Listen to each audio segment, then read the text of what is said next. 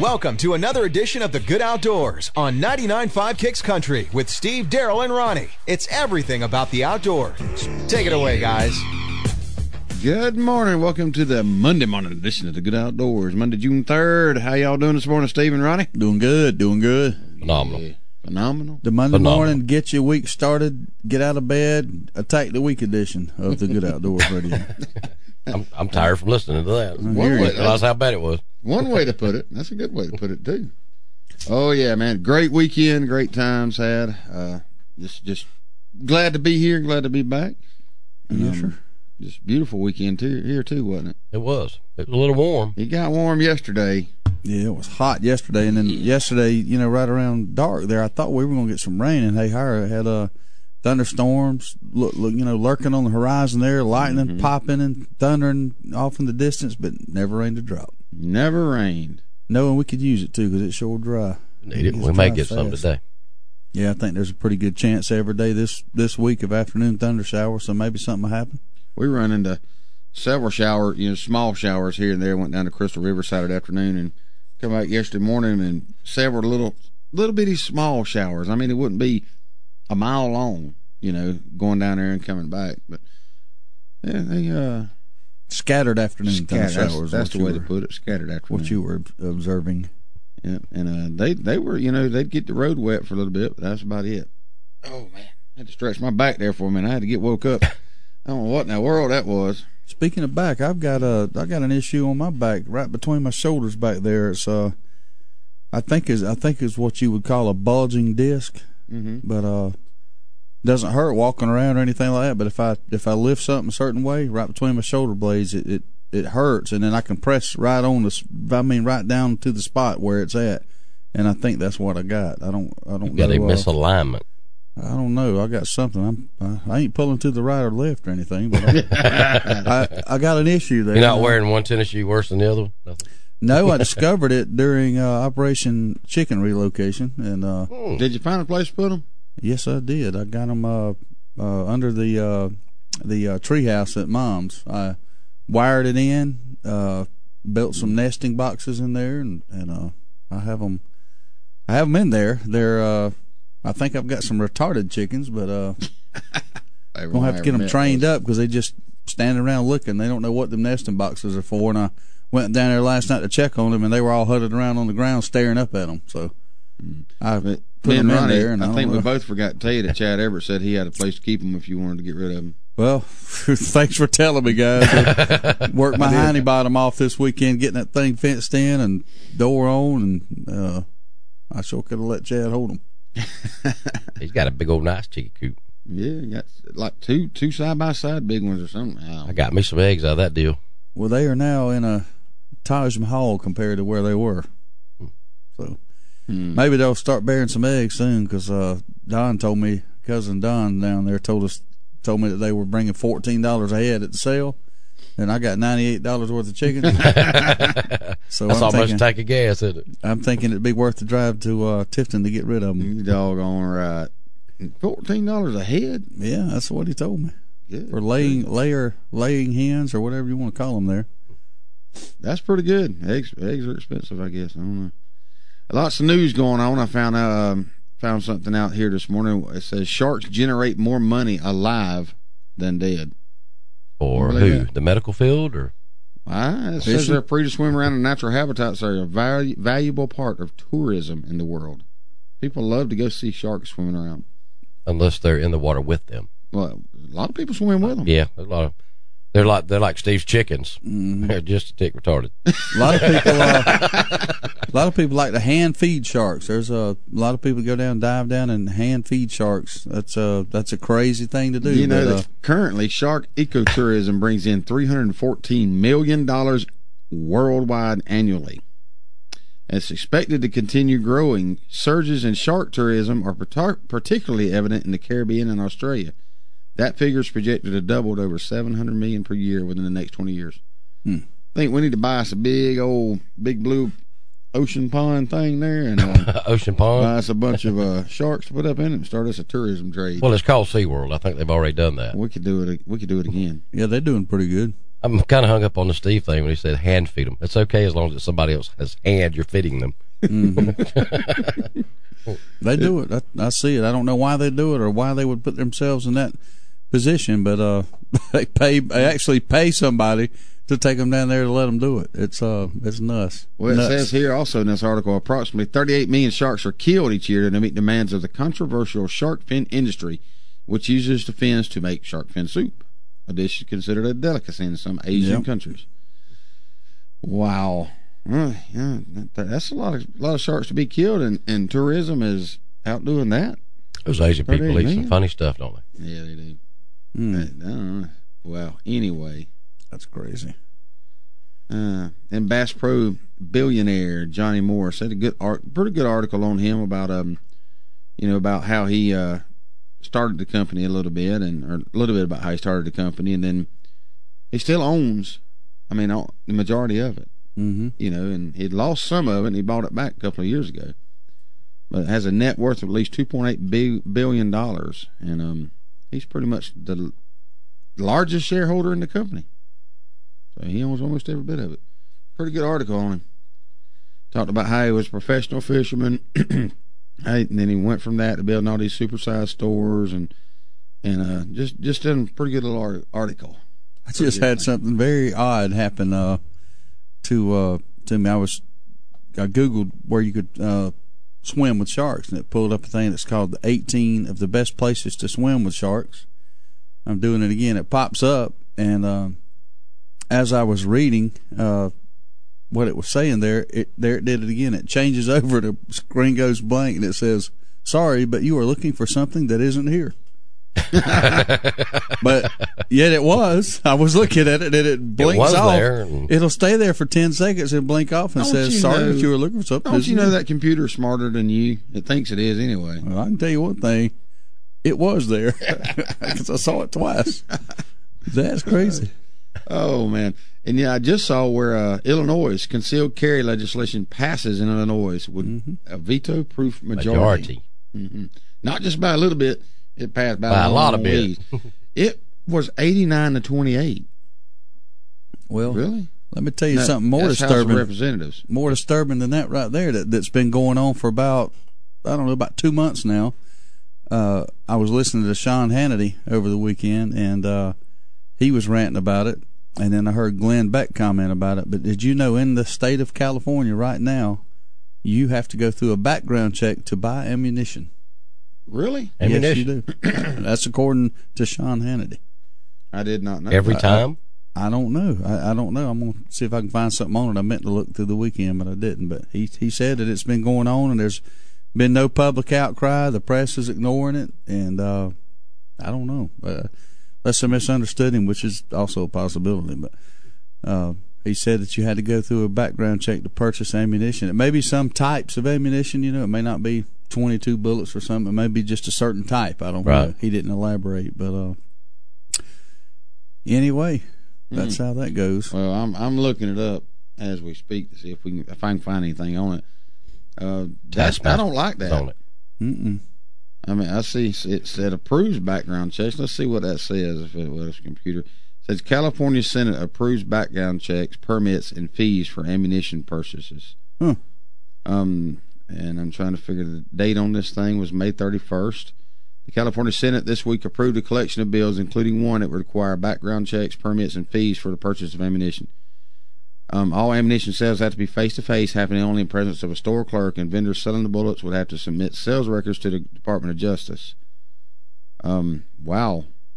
That's going to make an expensive paper trail. Wow, yeah. Yeah, I see it right here. It said it was proposed April 16th, passed May 31st. Huh. Republicans who voted against the gun control package says it won't do anything to stop crime, and they're right. They can go out of state and purchase it. They don't have to purchase it right there. But it's still, if you live 3 hours from the state line, it's still a hint. The bottom line is it's not right. It's just not right. But this has been the whole fear of everybody. If they can't take our guns, then what are they going to do with the ammo? Are they going to tax it to where we can't afford it? Well, here you go. California has now Apparently, I mean that's what I'm reading, and if that's what you're and reading. all this background check stuff, it's not going to be free. Somebody's going to pay for it, and it's going to be the person that is buying the ammunition. Mm-hmm. I promise. There's no waiting period for it. It's a spot check, and if you pass the background check, you can walk out of there with it. But there's also 6 other bills that's comprising this Life Act that they're calling it. One of them's fixed magazines, prevents the future sale, purchase, manufacture, importation, or transfer in California of semi-automatic rifles that can accept detachable magazines. Expands ownership records, ensuring all handguns and long guns with detachable magazines are recorded. The next one is a high-capacity magazine. Ban possession of ammunition magazines over 10 rounds. The next bill is bans modification tools that allow magazines to be rapidly detached and replaced on semi-automatic rifles. That passed. Shotgun updates the definition of a banned shotgun with a revolving cylinder to include the new technology of a shotgun rifle combination. So they're getting rid of them. That one passed. Another one that passed expands the armed prohibited persons system by adding additional drug and alcohol offenses. Wow. And the last one's firearms safety certificate. Expands the current handgun safety certificate to allow all new gun purchases, ensuring all new gun owners have a basic training understanding how their new firearm works. Wow. I can honestly say I wish I would have misunderstood. Yep, I do too. But it seems like you did not. No, it's called the Life-Saving Intelligent Firearms Enforcement Act, or LIFE, as Darrell said. That's funny. Life-Saving Intelligent Firearms Enforcement Act. Nothing intelligent about what California's done. Nope. Hey, we're going to take a break here on the Good Outdoors. We'll be right back here in about 3 minutes. Here we go again. Every time there's a food plot to be planted, Darrell's nowhere to be found. You see him, Ronnie? He's probably in the truck eating a dang sandwich. I'm sitting right here by this tree and they don't even see me. Man, that Real Tree AP was designed to blend hunters with their surroundings, not hide them when it's time to work. I'm so hidden the scooters can't even find me. Okay, Darrell, come on. We got to get this stuff planted. What's that? Hey, stop it. Real Tree. It's so real, a coyote might pee on it. Serves you right, you slacker. The grill might be in storage, but that's what campfires are for.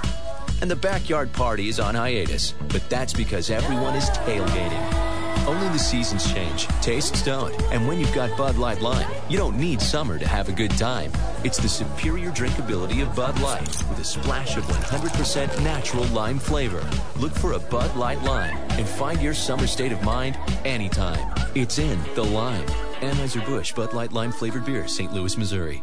What in the world is that noise? Sounds like the transmission's about to come out of my truck. Transmission? Sounds like Alien vs. Predator under there. Let's get it to Ronnie at Eagle Auto Repair. Ronnie, I got a problem. Problem? It sounded like Superman fighting the Incredible Hulk. No, it was worse than that. Come on, man. This is for real. I ain't got the money to be fixing no big problem. Chill out, dude. You're at Eagle Auto Repair. You know we'll fix it right and as inexpensive as we can. We only use quality parts, and my guys are some of the best trained technicians in town. Yeah, but can they stop a fight between Godzilla and King Kong? Because I'm betting that's what they're going to find under there. Eagle Auto Repair. 321 Lakes Boulevard, Lake Park, Georgia. Jones Welding and Industrial Supply has been serving South Georgia and North Florida for over 3 decades. With 9 locations in the South, Jones Welding and Industrial Supply is a full-line distributor for all welding and industrial supplies. The Jones mission is to provide quality products at a competitive price in order to supply the best service available. Jones Welding and Industrial Supply has built a reputation for good, honest, old-fashioned service. For a location near you, visit www.joneswelding.com. Jones Welding and Industrial Supply is a proud supporter of the Good Outdoors. It's that time of year. People everywhere will be scrambling to find somebody to take care of filing their taxes. Fast Tax and Bookkeeping at 1407 West Hill Avenue, Suite Q has a quick turnaround time and the knowledge to prepare your taxes properly, making sure you are getting what's due. With $25 1040 EZ filings, electronic refunds in a flash, military and college student discounts, and fast and friendly service, drop by and see Lisa Griffiths and the gang at 1407 West Hill Avenue, Suite Q, or give them a call at 229-253-0181 to schedule an appointment. So you need a car, truck, or SUV? Look no further than Midway Auto Emporium at 4189 Bemis Road, Valdosta, Georgia. Cameron and Melissa Tucker has been serving the Valdosta area for over 7 years now. They are a family-owned and operated local business with hometown values and still believe in handshake deals. With a great selection of used cars, trucks, and SUVs, with a Carfax report on every one of them, along with bank financing at all credit levels and interest rates as low as 1.85% with approved credit. 4189 Bemis Road, or visit their website at midwayautoemporium.com.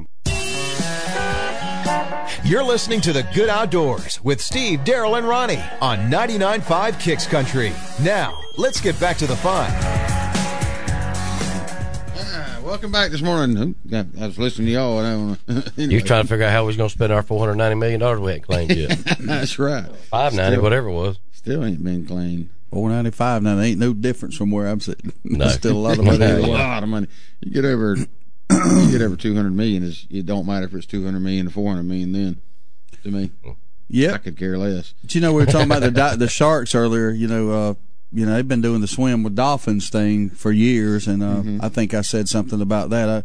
Me or my children will not be getting in no tank with no fish or mammal or whatever you want to call that thing that's got that many teeth, because it's just an accident. What if they see something on your child's clothes that just for a split second they think is a piece of something to eat, and they bite it? They got so many teeth in their mouth, they're going to do some damage. Obviously, why would you put yourself in that position? Obviously, you wouldn't wear a T-shirt with a picture of fish on it when you swim with dolphins, would you? I would. Smart move. There ain't nothing or have I a would shad wear. wrap hanging off of you or something. Yeah. There ain't nothing I would wear or wouldn't wear. I wouldn't go in there naked, obviously, and I wouldn't go in there with clothes on there. No, man. It just don't make sense. There's just a lot of things. That would be a bad day. I said this to somebody the other day, and I don't remember who it was, but common sense goes a long way in life. It just does. Oh, I know it was. It was Demery Godwin up at the at Super Suds on Friday. I told him, I said, common sense goes a long way in life, and he agreed. Yeah, I know it's not that common, but people. Sense. Let's see here at the Florida Aquarium. You can go down there, and they provide a unique opportunity for certified scuba divers aged 15 or older to come face-to-face with live sharks. Dive into the aquarium's largest tank, the Coral Reef Exhibit, warm, clear water, teeming with massive sharks, moray eels, barracuda, a green sea turtle, and more. Why in the world would you get in there? Yeah, I started saying, we must go. Hey, it's not, listen how stupid this is. It's not that they're actually going down there and getting in there. They are paying to get in there. They want to do it so bad, they shuck it out $25 or $30. There's only one way I would do it. I've heard of declawing cats, so they got the D-teeth all them things that's in that aquarium for. I'm going to get up in there with them. Still as powerful as his jaws are, he could about half gum you to death. Well, he might could, but a moray eel will take your finger off, son. Yes. And even a green sea turtle, really. Yeah, I could probably handle the turtle. Just look at him from a distance, but it's kind of like your daughter Mackenzie with the chickens yesterday. She finally got to where she touched one, but she's like me, and Charlie's the same way. We'll mingle with the chickens, but we're gonna keep them at a distance. Especially there's one red one there. He'll get you. He'll peck you. So, but that's a little different than a shark with a bunch of teeth going backwards. I just can't. I can't do it. Have y'all been watching that show North America? Have y'all seen any of that?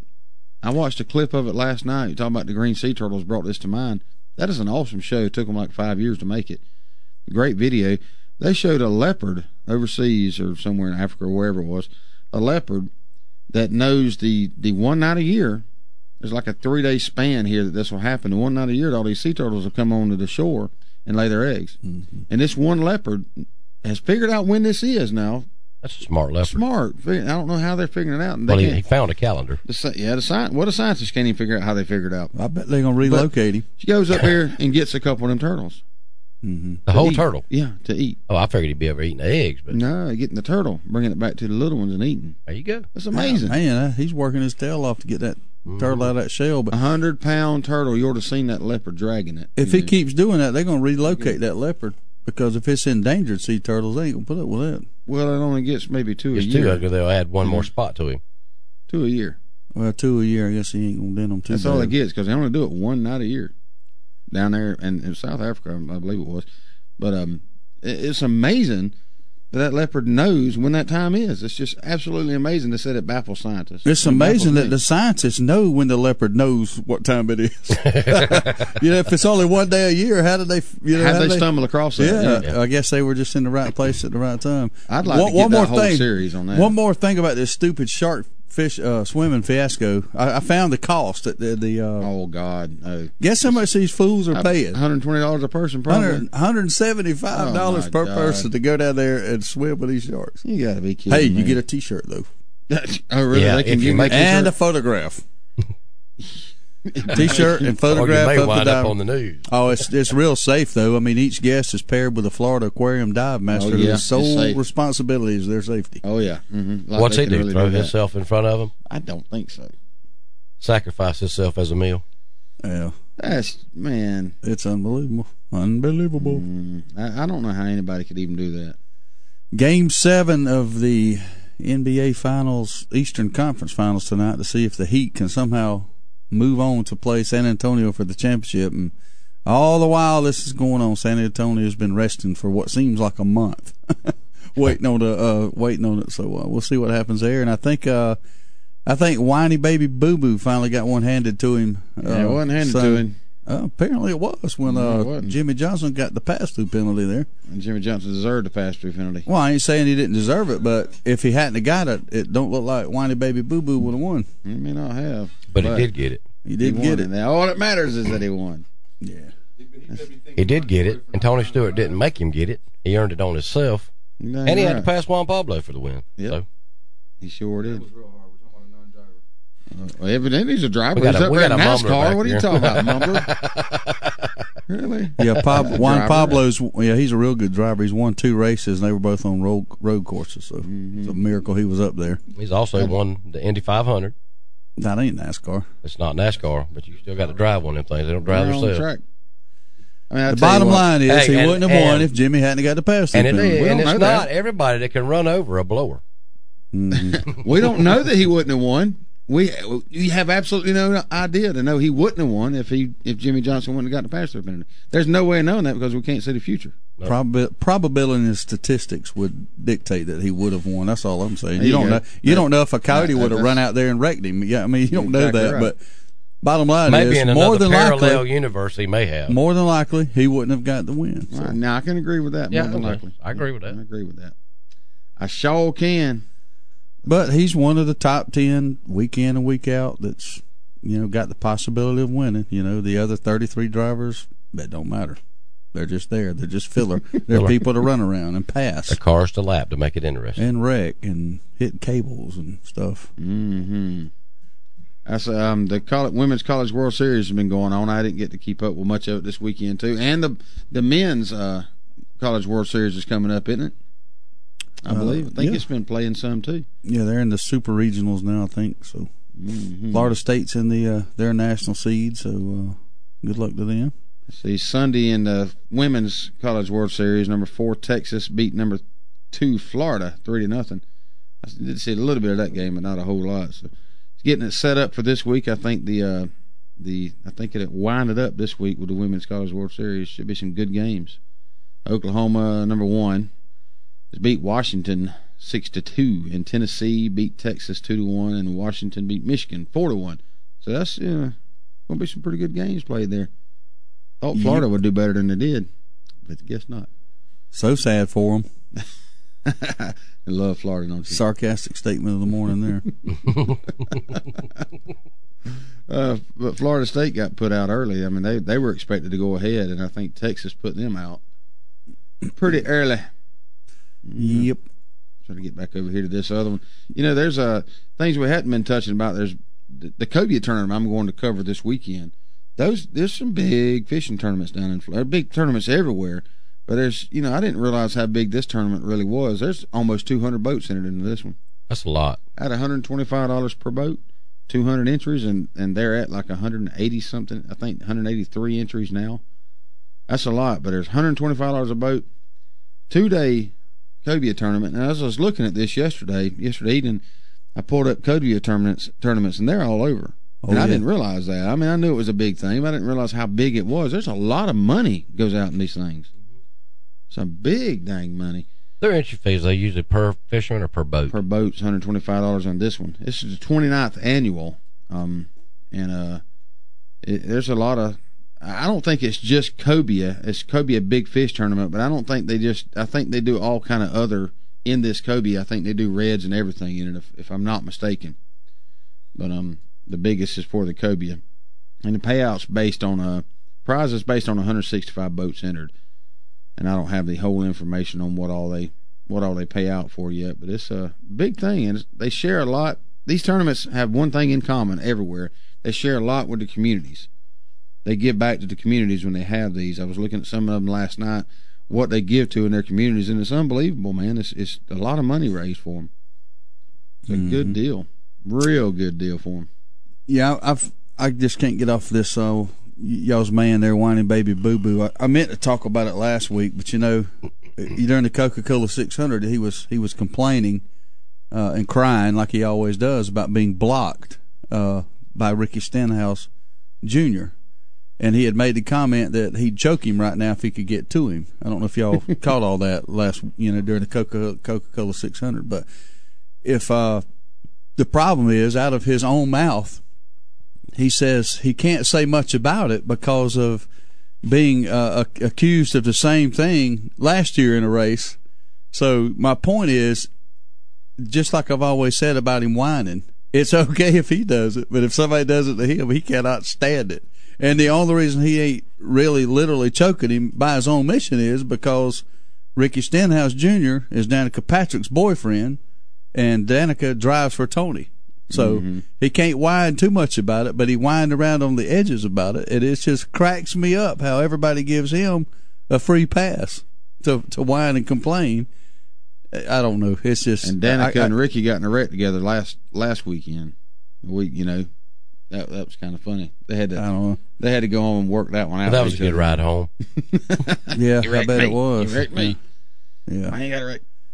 But it's kind of, that's one thing I admire about the old guard. The Earnhardts and the Waltrips and all that. They never apologize. They never whine. If somebody did them wrong, they got them back. It's just that simple. You didn't hear this whining and crying and it's not just Stewart. I'm gonna get off of it. It's a lot of them. I mean, you see a lot of the rookies doing it. It's I don't know. Let's duke it out on Stewart the was track. picked by Darrell Waltrip to win the race yesterday, and Darrell Waltrip made another bold statement we'll cover whenever we get back from the break here on the Good Outdoors. We're right back in about 3 minutes. There's only one place in Valdosta if you want the freshest seafood in town. It's Bubba Jack's Crab Shack at 1700 West Hill Avenue. They got wild Georgia shrimp cooked about any way you could want it. Fried, peel and eat, grilled, or buffalo style. They got a Wednesday night oyster special at $7.99 a dozen, and that ain't no mistake. $7.99 a dozen, Wednesday night only. Bring the kids with you, and if they don't eat seafood, get them some chicken tender baskets or hamburger or hot dog. And do not forget to try the fresh cut, hand-dipped onion rings at Bubba Jack's Crab Shack, 1700 West Hill Avenue, Valdosta. Val Optics on Patterson Street in Valdosta, Georgia has been providing 1-hour service for 25 years. From eyeglass repair to eye exams conducted by one of 2 on-site optometrists, Val Optics is there for all of your eyesight concerns. There is no need for an appointment, and most insurances are accepted. Val Optics also accepts outside prescriptions. So if you need eyeglass repair or an eye exam, stop by Val Optics at 601 North Patterson Street, Valdosta, Georgia. 25 years in business says it all.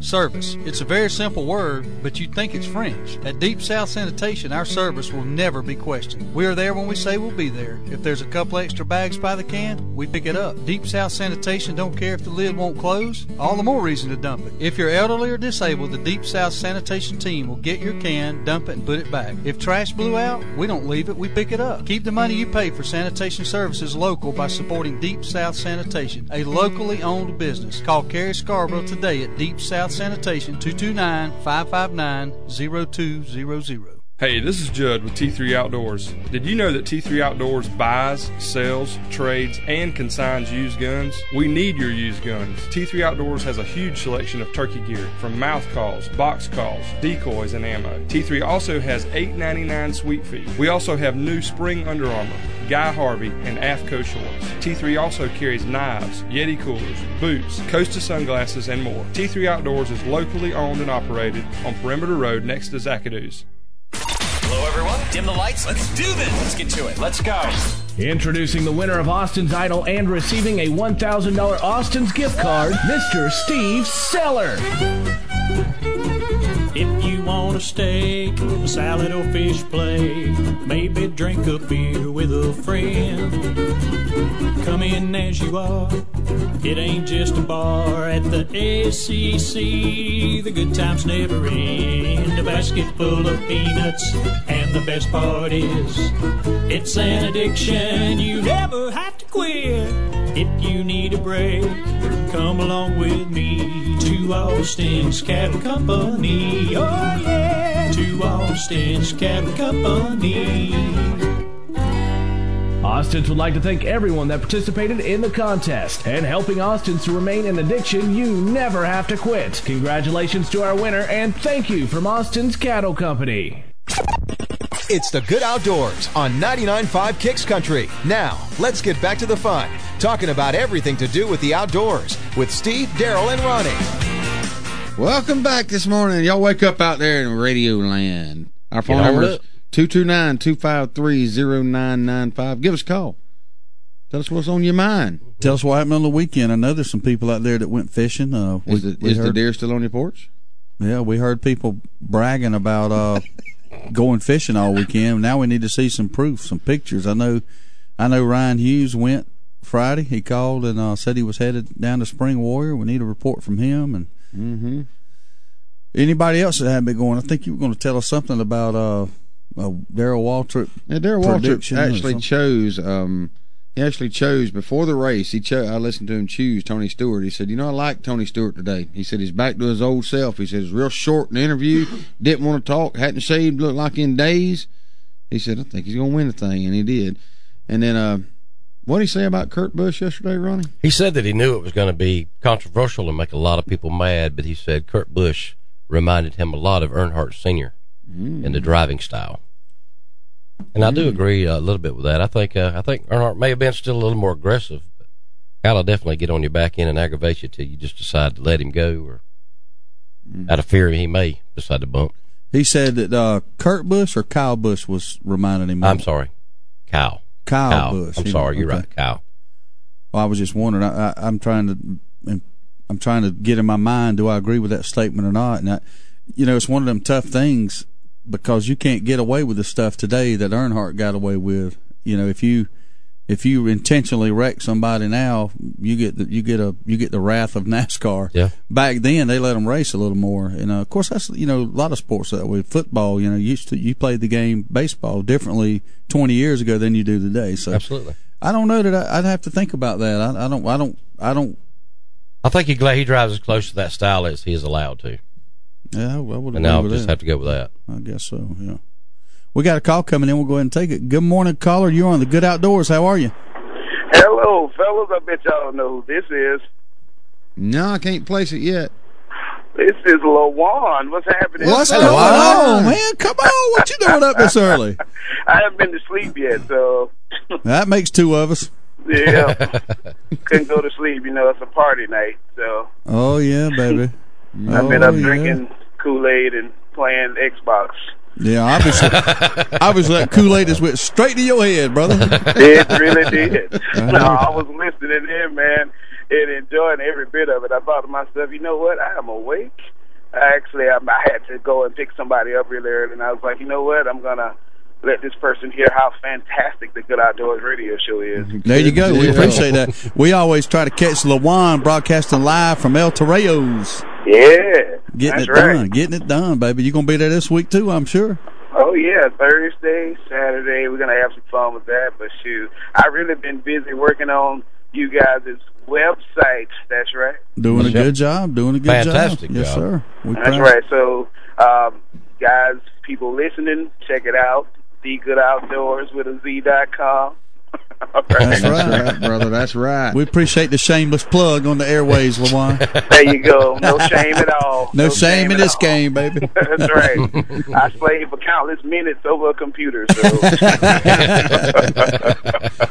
All right, buddy. You guys are sounding fantastic, man. Keep it up, and I'll keep listening. All right, thanks, Juan. Appreciate you calling. No problem at all. See you, man. All right, brothers. Bye. Big LeJuan Haynes checking in this morning. Oh yeah, baby. Hey, Kool-Aid. I wonder how. Yeah. Kool-Aid. I wonder how Bad Habit Saloon and Grub's grand opening went this weekend. I guarantee you it went good, man. You know what? 300 bottled beers. Is that what it is? 48 beers on tap. Mm-hmm. I mean, my goodness alive, and 26 high definition TVs. If you can't go in there and find something going on, I have a hard time ordering off of any menu. Yeah, but when you got 300 somethings to pick from, yeah. Yeah, y'all be done and gone before I go. You know what? I think I'll take that one. That's right. You just go in there and try them all. That'd be a good goal with that. One night? Yeah, you might have a headache the next day. Well, I didn't do that in 1 week. Son, my check liver light would be on for a week. Check liver light, really? Yeah. Yeah, that tend to flash on after 300 sips of beer. Yeah, we did not advocate trying all the beers in one night. That was a joke. No. Your check liver light will be on for a while, I guarantee you. Fast and the Furious 6. I can't even say that with a straight face. But let me tell you, I just cannot believe. That's like Friday the 13th of Rocky movies. They loaded up with stars, man. It had to make it. 6 of them. And it's been number one for 2 weeks. Will Smith comes out with a movie that I want to see, and it tanks. And people are going to go see Fast and the Furious 6. Come on. Mark this down on your calendar. How much can you do with that? I haven't seen... I think I saw parts of Fast and the Furious 1. I ain't watching Fast and the Furious 6. I haven't been big on any of them. I think I've seen parts of a couple of them and not really impressed. I'm not into the Fast and the Furious franchise. No doubt about that. I've watched 2 or 3 of them. Evidently, you can do 6 and it still do good in them. Or I would say I guess so. I would guess. I'm gonna go out on a limb and say they'll probably do a 7. But I mean, why wouldn't you with the success of this? I mean, I don't know. I can't think of another movie franchise that has 6 installments. Star Wars didn't. How many of Star Wars are there? 5? Okay. 5 or 6. So they're getting close. Star Trek, they've got a few. Rocky, of course, has got 6, I think. 5 or 6. 5 or 6. But there's not many. There's not many that can hold it. So maybe, Ronnie, maybe we should check it out. Maybe we're missing something that we don't. We might be. I know Star one thing. Wars had 7. I'll give you one that I recommend. I watched last night. Jack Reacher is a Tom Cruise movie. That's a good movie. I enjoyed it. It was very interesting. I tried to watch Lincoln, which was a highly decorated, award-winning film with Daniel Day-Lewis. I think he won Billy Bad Butt of the Year or some kind of award. I've really been wanting to see that. Was it any good or no? The first 20 minutes sucked, and I fell asleep. So you don't know? No, I couldn't watch it. I'll be honest with you. It's not an action movie. It's you better be in a frame of mind to watch a historical documentary type thing. And you know, when you're tired like I am all the time, and you start watching the movie at 10 o'clock at night, yeah, I didn't give it a fair shake. So I didn't like it, didn't enjoy it. But last night I started watching Jack Reacher at about 11:30, and knowing I had to get up at 3:30. Wow! But I was on the edge of my. Well, I ain't gonna say the edge of my seat. I was on the edge of the bed the whole time watching it, and it was very good. That was a very good movie. But movies like action movies, you know, was it on TV or was it on DVD or what? It was on a red box DVD from Dollar General. To be specific. Pause and went to bed and got up and finished it right where you left off. He was enthralled. There wasn't no sleeping. Speaking of no way trilogies type movies like that, Star Trek's had 11 movies, 11 motion picture movies out. But were they sequels? Were they, you know? Well, no, not necessarily sequels. You had like 6 or 7 of those, and then you had the ones that started with the new generation, you know, of Star Treks and stuff. And Star Wars had 7, by the way, and they weren't. Star Wars had 7? Yeah. What? It's episode 7. Or I say episode 7. It had. It says episode 7 is the last one, but you know, I think. They didn't go in order either. They went backwards. They went from the most, you know, the newest or most furthest in the future. Most recent. Time. Like 2200, and then they started coming back to 2100 or something like that. You know what I'm saying?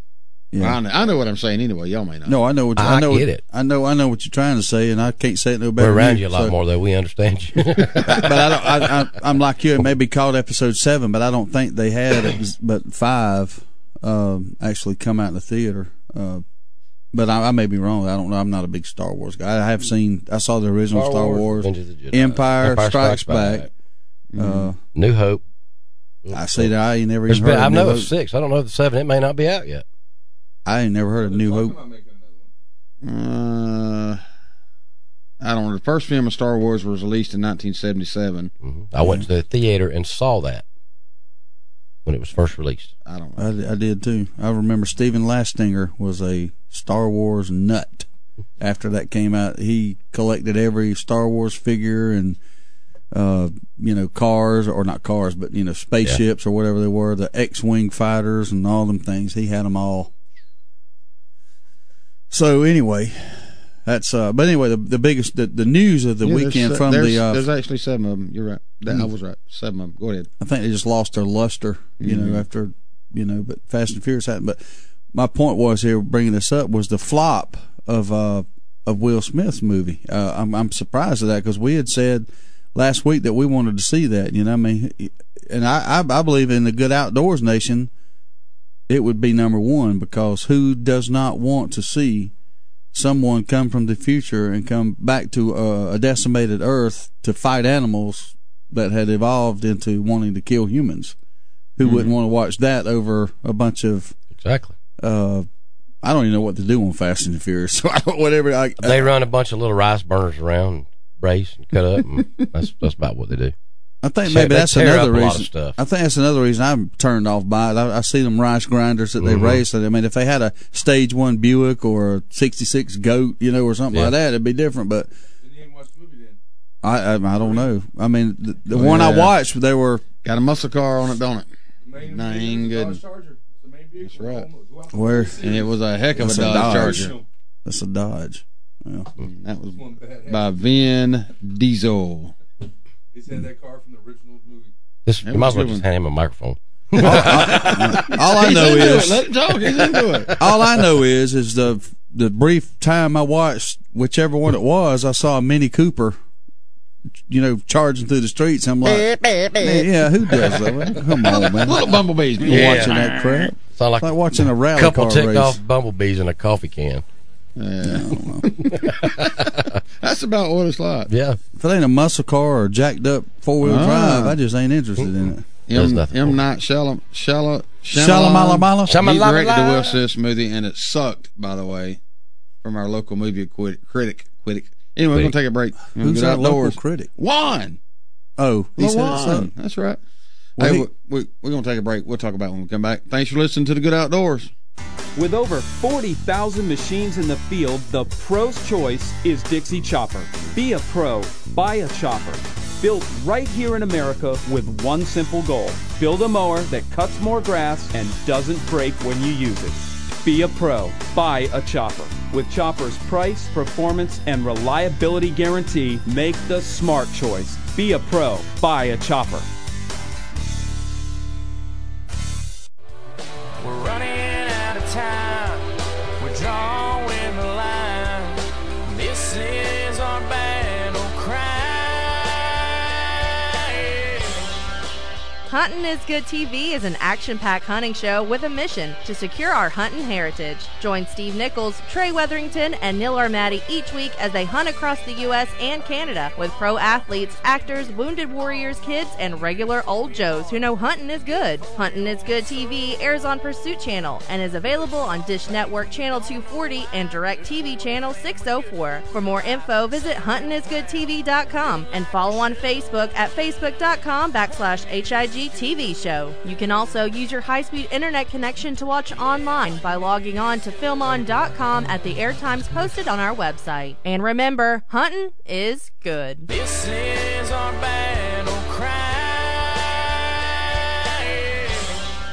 Just a Mere Farm is a full boarding, training, and lessons facility conveniently located on Valdale Road in Hayhire. Just a Mere Farm offers a facility like no other in the area with many amenities to meet all your equine needs, whether it's riding, training, or boarding. If riding is your passion, Just a Mere has you covered with an indoor arena, a large lighted outdoor arena with an alleyway, a large jump course arena, a round pen for training, trails, and access to dirt roads. Private and shared lessons are available, so give Just a Mere Farms a call today at 229-460-2331.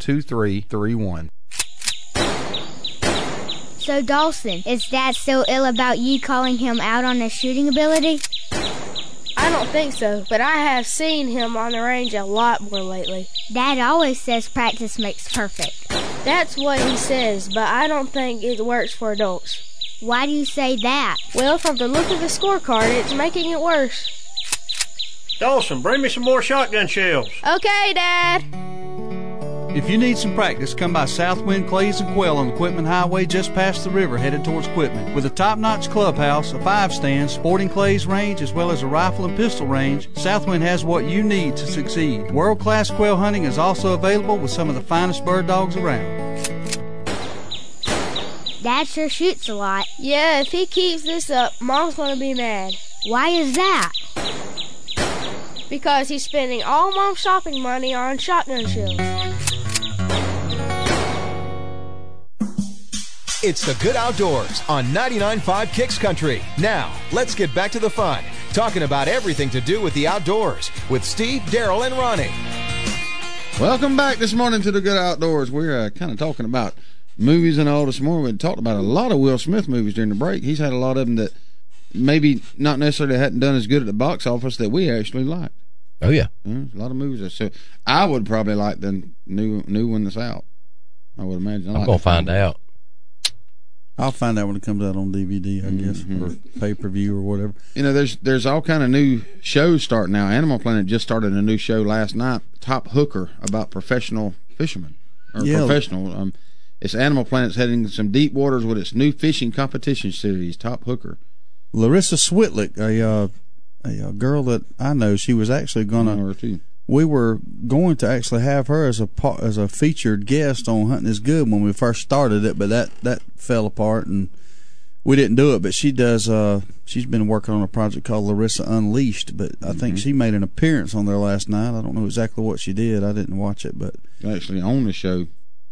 Yeah, she made an appearance on the show as what. No, I mean she's actually part of the show. Oh, is she? Yeah. I didn't even know that. Oh yeah. She sure is, but yeah, it's I didn't get to watch it. I'd like to see it, but it's a fishing competition show, and I think it's going to be pretty good. She fishes for those big old catfish overseas and carp and things like that in competition. She does that all over the place. But she's an accomplished fisherman and hunter. Does a lot of bow hunting and fishing all over the world. She's worldwide. Worldwide, yeah. She went. I was watching some of her posts on Facebook. She was fishing somewhere earlier this year, either last part of last year, and was doing a lot. So.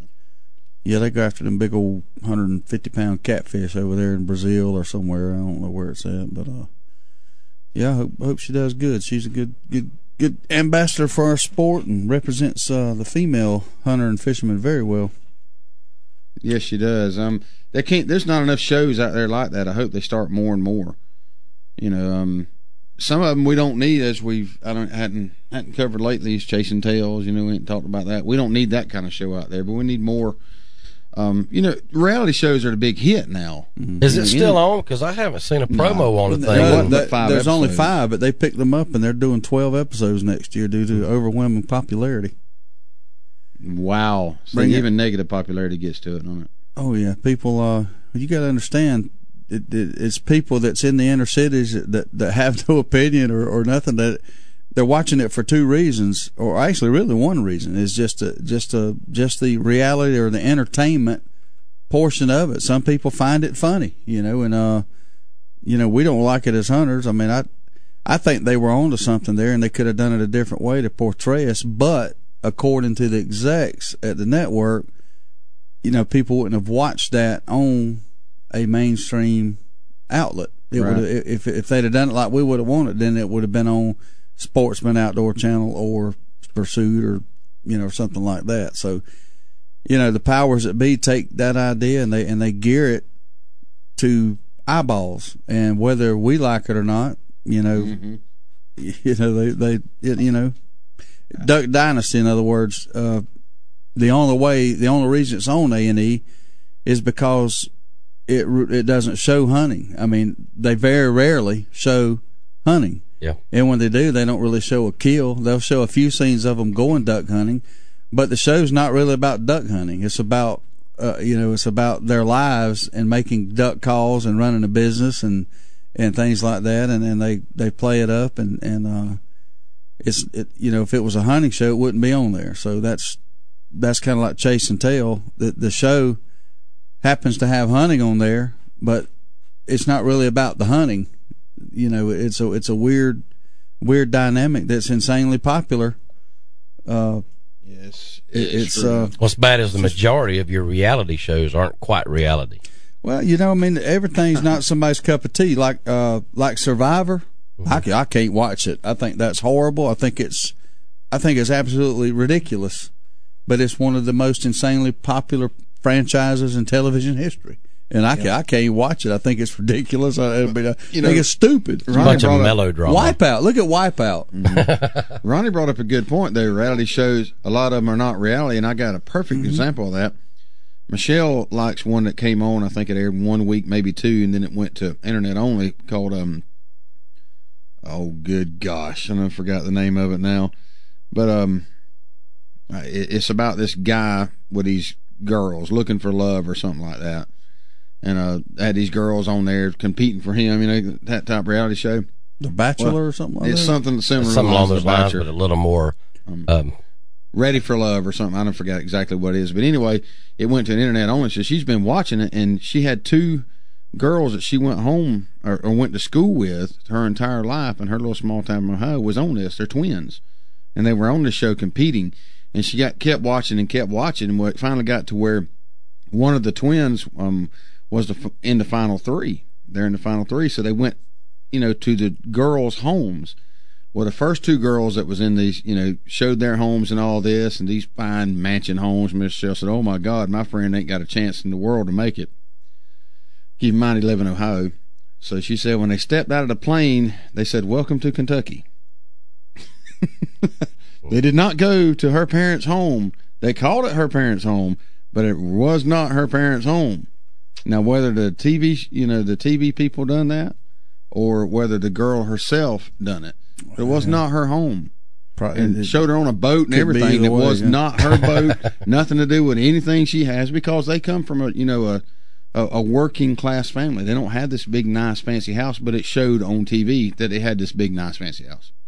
Reality TV at its best.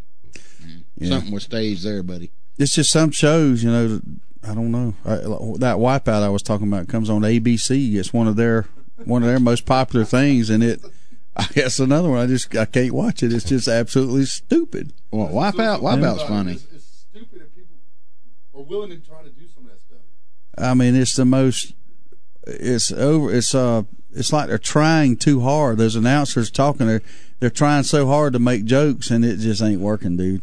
And then again, you got a show that I kind of liked. It was where it was Fear Factor.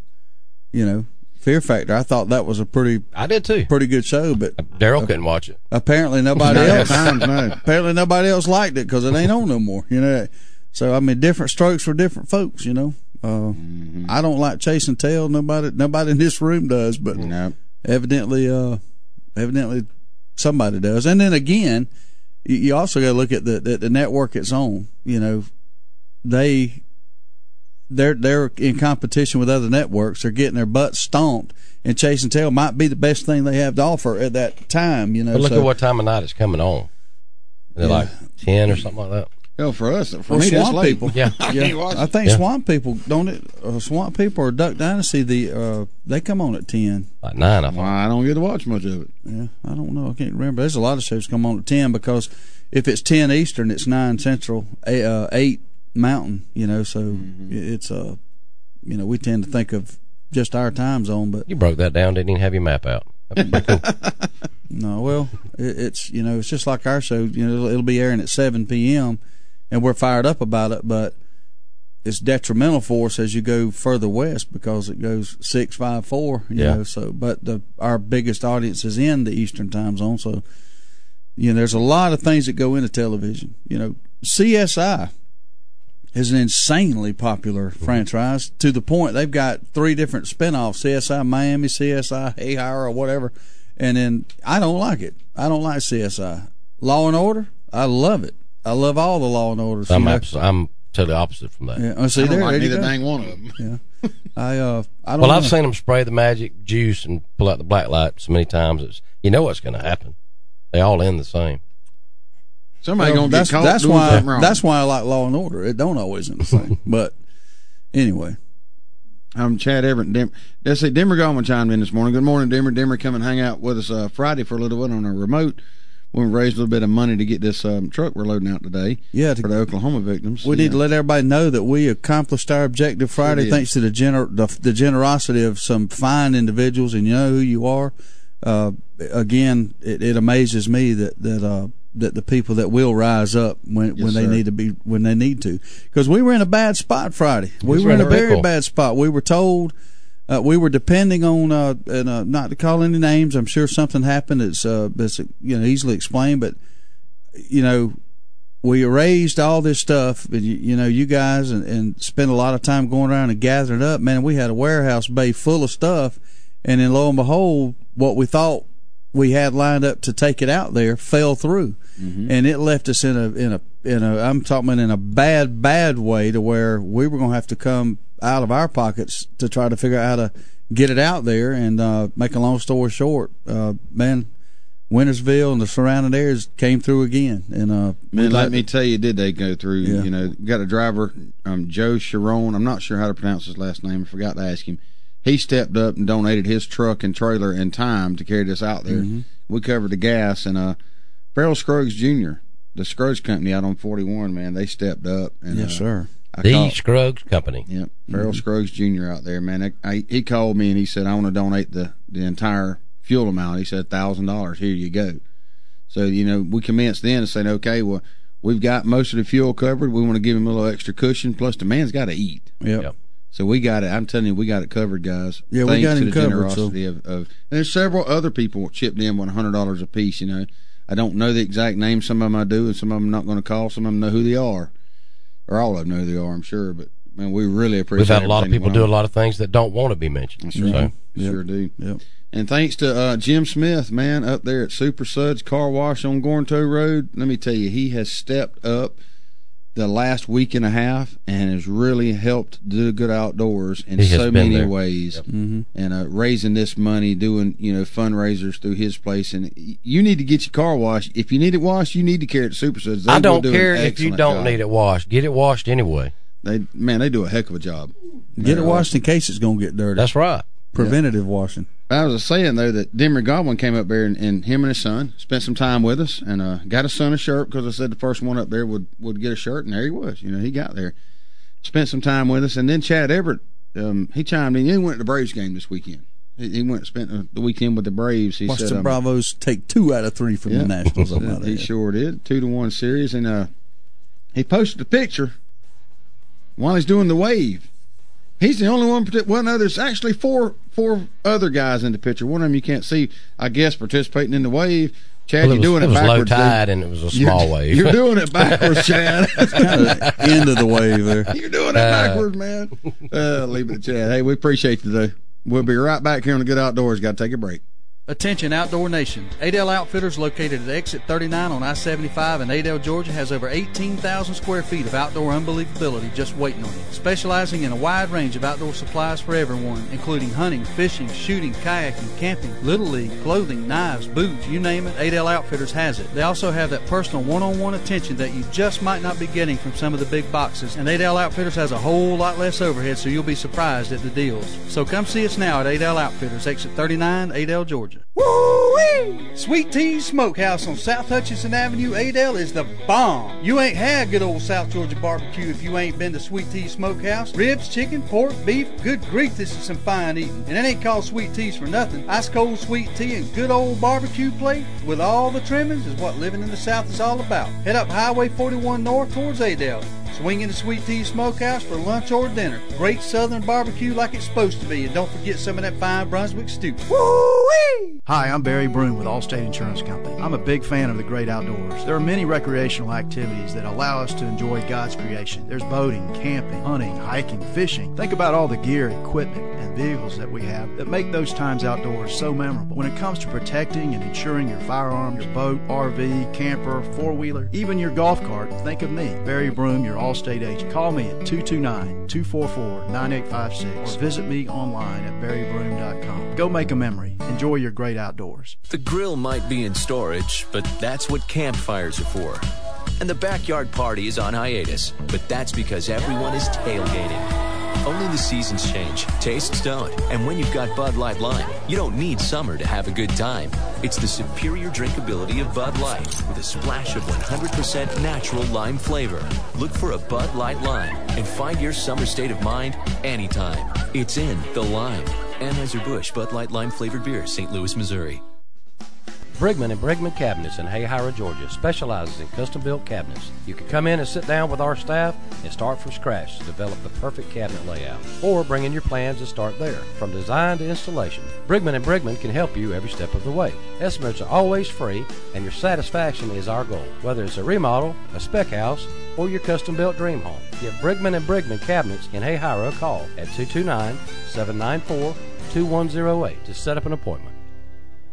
Crystal River Seafood on St. Augustine Road in Valdosta is a fine seafood dining experience. Folks from miles around come in to enjoy the fine seafood and friendly atmosphere Crystal River has to offer. Their friendly staff makes your dining experience one to remember, as well as one to repeat. Fish like grouper, salmon, mahi, catfish are always great choices, along with shrimp, oysters, crab cakes, and crab legs. Hey, you're not in the mood for seafood?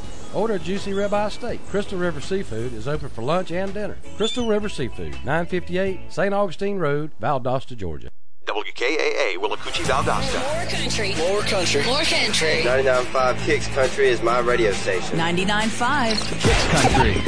It's the Good Outdoors on 99.5 Kicks Country. Now, let's get back to the fun, talking about everything to do with the outdoors with Steve, Darrell, and Ronnie. Welcome back this morning to the Good Outdoors. We've talked about a lot of stuff. I looked over there as we were coming back from break, and old Darrell Sample Jr., you know how an old dog, when he gets out of the water and he just walks around shaking like this? That's what Darrell Sample reminded me of, just shaking it out.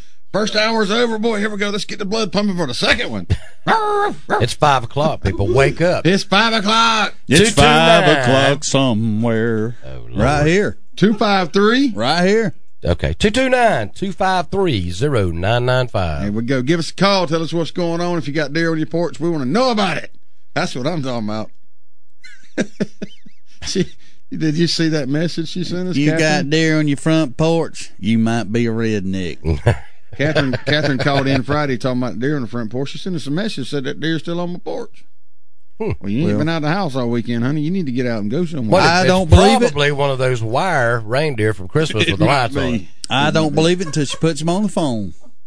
I'm going to have to hear him, ain't you? Yep. Ain't you?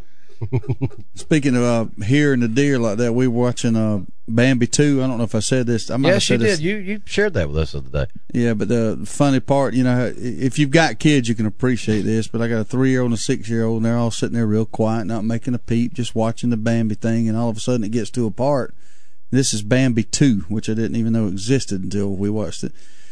But the little rabbit Thumper was sitting there telling him, "Man, you gotta project yourself. You gotta be tough. You gotta breathe in real deep and just let out a roar. You know, let everybody know you mean business." The rabbit did this, and the rabbit did it, and then the skunk did it, and then some other creature did it. And then Bambi's turn. He gets up there, and he draws a deep breath, and he goes, "Meh."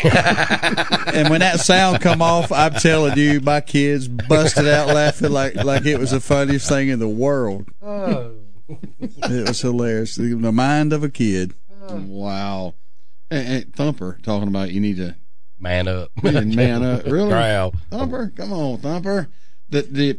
the skunk can gain some respect. If he bows his chest up light, I'm giving him all kind of room. It ain't his chest that bows. You ain't got to worry about bowing up his chest. It's his backside bowing up. What you got to worry about? All kind of room when he bows up. That's Flower. Yeah, Flower. That's his name, Flower. Her or his or whatever he is. Flower. I hope it's a her. Yeah. Bambi's dad, though, is the man, so he's the king. That joker's got a nice rack. I told him, I said, and we all know what happened to Mom. He's about a 160 class. Yeah, she was dinner. Yep. Mom was dinner for a hunter. Yep. Exactly what happened to Bambi's mama. She got shot by a deer hunter. People got to eat. Got to keep the She didn't make it to the sequel. Yeah, it was Doe Day. She didn't make it halfway through the first one. What are you talking about? It was Doe Day. Doe Day, that's right. Oh, why, you ain't never watched Bambi, Darrell? Come on, man. I can sum it up. Bambi's a little baby. His mama gets shot, and he gets raised by a skunk. Okay. And a rabbit. What's funny though is when on the Bambi too, they come. Bambi's over next to a clearing, and he starts hearing this sound. He thinks it's his mom going, "Bambi, Bambi," and it lures him out there. And what it is a grunt call. But he hears it as his mom, and he gets shot at, and his dad runs a diversion. And obviously Darrell Nichols was shooting at him, and the tree beside him exploded. Oh, no, it ain't Darrell Nichols. That was a dog hunter. Darrell Nichols don't miss very often. Let's take this call. He don't miss. He just maims Good morning, caller on the Good Outdoors. That's what a bow and arrow, by the way. What's going on with you? Ain't nothing just hauling this mail on down the road like I normally do. I hear you. 6 days a week. Listen, you talk about the deer on the front porch. I mean, on the porch. Back when my mom and dad were living, there was a lady that lived over behind the other side of Thomasville there. She took up all these little bones that people balled in and this and that and the other ones that hurt. And she took them and raised them. And them things are getting out, and they go up there and eat the grapes up. I pulled up in my yard one day, and there was two standing in front of the carport, and I said, "What the heck?" Deer coming from, and I thought to myself, now, Daddy undoubtedly ain't seen me because he loves deer. I said, he ain't killed. And I went in there, when I come up, I got out of the car, they took off, went back down the field. I didn't go too far, they went up the kid. And I asked him, he said, yeah. The things beating up my graves. I want to shoot him so bad, but I know where he's coming from. That lady over there raised him, and then they get him up, in good shape. They turn him loose in a while. But I think they was kind of murdering them. So them two things, they weren't scared of nothing. They just go up in the yard, get on the porch, eat whatever you had out there in the yard. So good grief. So that deer will get on the real ones. Will get on your porch. Well, that's what you do. You do like they used to do down in Fargo. There was a guy down there that would he'd actually take a hammer, a claw hammer. He's barefooted always. He'd walk up these dumpsters down there in the state park, hit the side of that dumpster. When that bear poked his head out, he'd hit him upside the head with a hammer and kill him. That's what you should have done with him. That's one tough dude. He knows how to use a hammer. All right. I know. He's got a lot of faith in his hammer. If he hits the head of that nail, he's in trouble. You guys have a great day. Appreciate it, man. Tell them, man. We'll see you later. All right, buddy. Thank you. Neither rain nor sleet nor snow will stop the mailman. That's right. And if that ever ends one day, he should look into being an auctioneer, possibly. Yes, sir. Yes, sir. A llama busts loose in Florida, and he's subdued with a taser. Oh, Lord, they're tasing llamas. Oh, yeah. This is Tallahassee, Florida now, by the way, right down the street from us. When Scooter the llama busted out of his penned-in yard in Tallahassee, it took 3 county sheriff deputies and a taser gun to get him back in again. And the next thing you see is a llama on his knees. Yep. 6 foot tall, 7-year-old llama outran the authorities in Tallahassee for a while, even leaping over a 4-foot fence to avoid capture.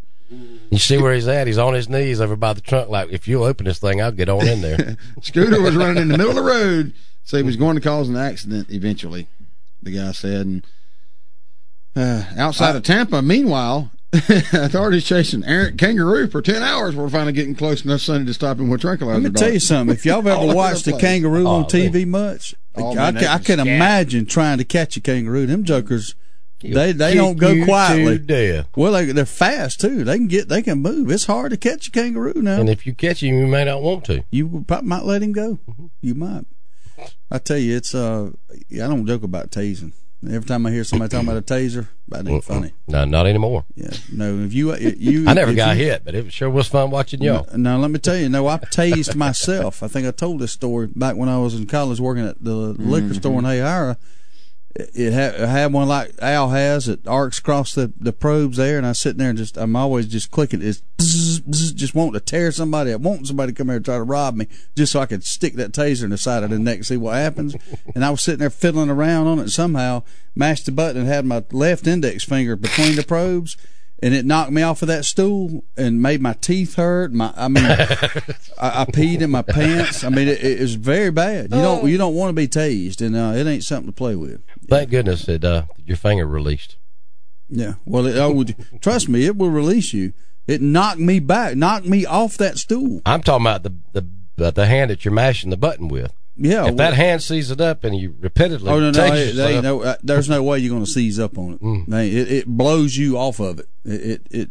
You ain't gonna hold on to it. It ain't gonna hold on to you. It's not designed to hold on to you. I don't know what the hell they got in that thing, but you don't want none of it. I don't know how it works. Don't care how it works, but I ain't never putting myself in that position again.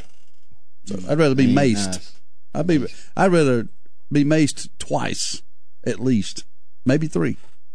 I don't know. Bring the mace in. No, I ain't saying bring the mace in. I'm just telling you. I don't want nothing to do with none of them. But if I had to pick one, I'd take the mace because I know how the taser feels. Mm-hmm. If we're going to start macing, we can't do that on the radio. It doesn't have quite the effect that a taser sound does. Now, I'm talking about tasing animals. That reminded me of a story. I had a warehouse guy that worked for me. I guess I'll say his first name. I don't want to incriminate him, but his name was Horace. And it's past the statute of limitations in case this is, because this is not something that I condone. Now, let me get that out there. But he had a dock at his house. He lived on a community pond, and there was a dock out there. It was a community dock, and he would go out there fishing. And this one particular big snapping turtle would get on his line, break his line, mess him up, and he just forever just mad at the turtle. And every weekend he'd come in, he'd have his sad story about the turtle. And one afternoon after work, I told him, I said, you need to get you some stronger line and a bigger hook and catch him and get him in, and then you can relocate him, is what I told him. Well, he had a taser, okay? That's the first thing I need to get out there. Well, he calls me one afternoon. He goes, hey, man, can you come over here to the house? I want to show you something. I caught that big old turtle. I caught him. Come look at him. So I didn't have nothing else to do. Didn't really want to go, but I went over there and I looked, and it was a pretty big turtle. Big. It wasn't a snapping turtle. It was just one of those regular old painter turtles, but it was pretty big. And he said that joker ain't gonna bother nothing no more. And the turtle was just sitting there, motionless, okay, on the dock. And I thought, those kind of turtles, they'll usually get on out of there. He goes, watch this, and he pulled a taser out of his pocket. And he stuck that taser down that turtle shell. And it was funny, but it ain't. And I probably shouldn't be telling the story, but that joker run his neck and feet out away from his body. I mean, it just went, when it was just bzzz, like it would just stretch it out there, and it'd go back in, and it wouldn't move. And he kept doing it, and I said, Horace, stop it. That is not good. Don't do that anymore. How would you like me to take the taser and tase you? And he informed me, he goes, no, you ain't going to take my taser to tase me, because I would tase you for trying to take my taser to tase me. So anyway, the turtle finally, it all of a sudden, it just like revived, and it shot out there in the water, and then he was mad at me because I made him stop tasing it. And I said, Horace, you can't do that. You should have relocated him. I said, this is being cruel. You can't do that. But I'll never forget the reaction. It's being sadistic. It was, and I'll never forget the reaction. And he thought he was teaching him a lesson. Oh, he did. Make a long story short, he went back to breaking his lines and tangling his stuff up. Ain't nothing wrong with that turtle. He should have relocated him. If I was the turtle, I'd go back and get with all my other turtle buddies, and we would rise up, and his boat would sink down. Gnaw a leg off his dock where he walked out there and crashed in the water, and then you could start biting him. Oh, man. Don't tase animals or turtles. No, do not do that. Anything. Not good. We do not condone that. Terrorizing ants with a magnifying glass. We've all done it, even though you shouldn't. Should not do it. That's right. Yeah, we're going to take a break. Grass on fire. We'll be right back here on the Good Outdoors. Service. It's a very simple word, but you'd think it's French. At Deep South Sanitation, our service will never be questioned. We are there when we say we'll be there. If there's a couple extra bags by the can, we pick it up. Deep South Sanitation don't care if the lid won't close. All the more reason to dump it. If you're elderly or disabled, the Deep South Sanitation team will get your can, dump it, and put it back. If trash blew out, we don't leave it, we pick it up. Keep the money you pay for sanitation services local by supporting Deep South Sanitation, a locally owned business. Call Carrie Scarborough today at Deep South Sanitation, 229-559-0200. It's that time of year. People everywhere will be scrambling to find somebody to take care of filing their taxes. Fast Tax and Bookkeeping at 1407 West Hill Avenue, Suite Q has a quick turnaround time and the knowledge to prepare your taxes properly, making sure you are getting what's due. With $25 1040 EZ filings, electronic refunds in a flash, military and college student discounts, and fast and friendly service, drop by and see Lisa Griffiths and the gang at 1407 West Hill Avenue, Suite Q, or give them a call at 229-253-0181 to schedule an appointment. SWAT Graphics, located at 300 South Toombs Street, is the area's #1 graphic design service company. Specializing in graphic banners, stickers, signs, and design, SWAT Graphics can help from concept to completion. If you have a design idea for a company logo, SWAT Graphics can bring it to reality. Maybe you have a logo and just need it placed on a sign, sticker, or banner. Whatever the case, stop by SWAT Graphics at 300 South Toombs Street, Valdosta, or give them a call at 241-9185. SWAT Graphics, proud sponsor of the Good Outdoors. Hey, this is Judd with T3 Outdoors. Did you know that T3 Outdoors buys, sells, trades, and consigns used guns? We need your used guns. T3 Outdoors has a huge selection of turkey gear, from mouth calls, box calls, decoys, and ammo. T3 also has $8.99 sweet fee. We also have new spring Under Armour, Guy Harvey, and AFCO shorts. T3 also carries knives, Yeti coolers, boots, Costa sunglasses, and more. T3 Outdoors is locally owned and operated on Perimeter Road next to Zacadoo's.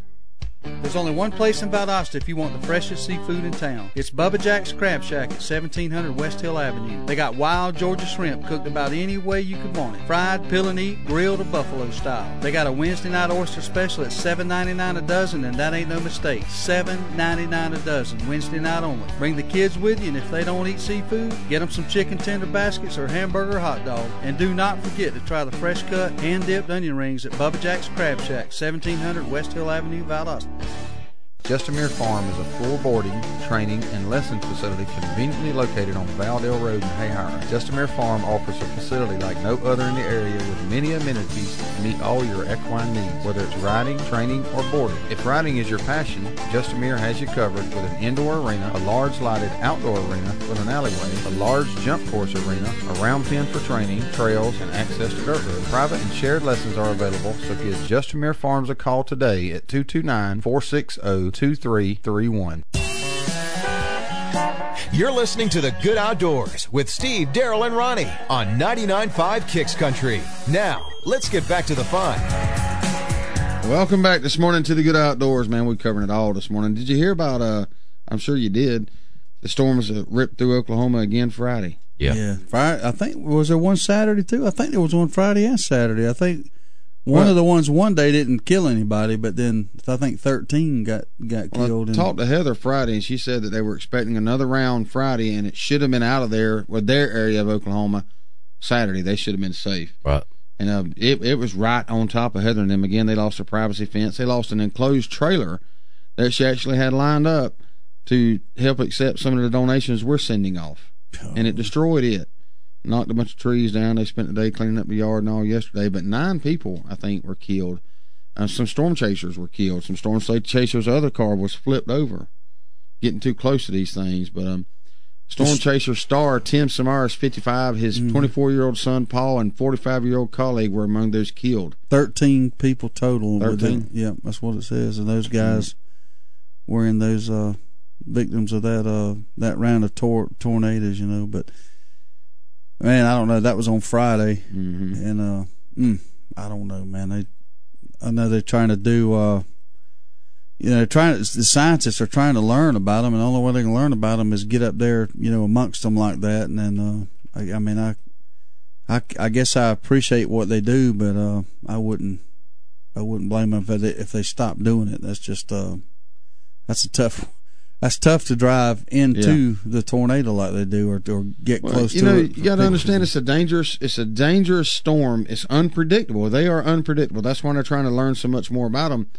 But obviously, they just got too close to this one, you know, and it hurt them. You know, these other guys, these Weather Channel guys, it hurt them. They were bleeding. They were hurt. It flipped them. It took their car and threw it 200 yards. They were lucky to survive. Learned valuable lessons. All of them said, you know, that survived this. The storm chasers said we learned valuable lessons about chasing tornadoes. You know, you just don't know. You just don't. A better vehicle is not always going to help either, Darrell. I mean, it's a tornado. You know, it has all kind of debris. It has cars in it, circling cars, cows. You know, I mean, anything can slam up against your vehicle and you're done. Steel I-beams. I mean, it's anything. Yeah, go to the down at Universal Studios. Go through the Twister, that movie. You know, Helen Hunt was in years ago.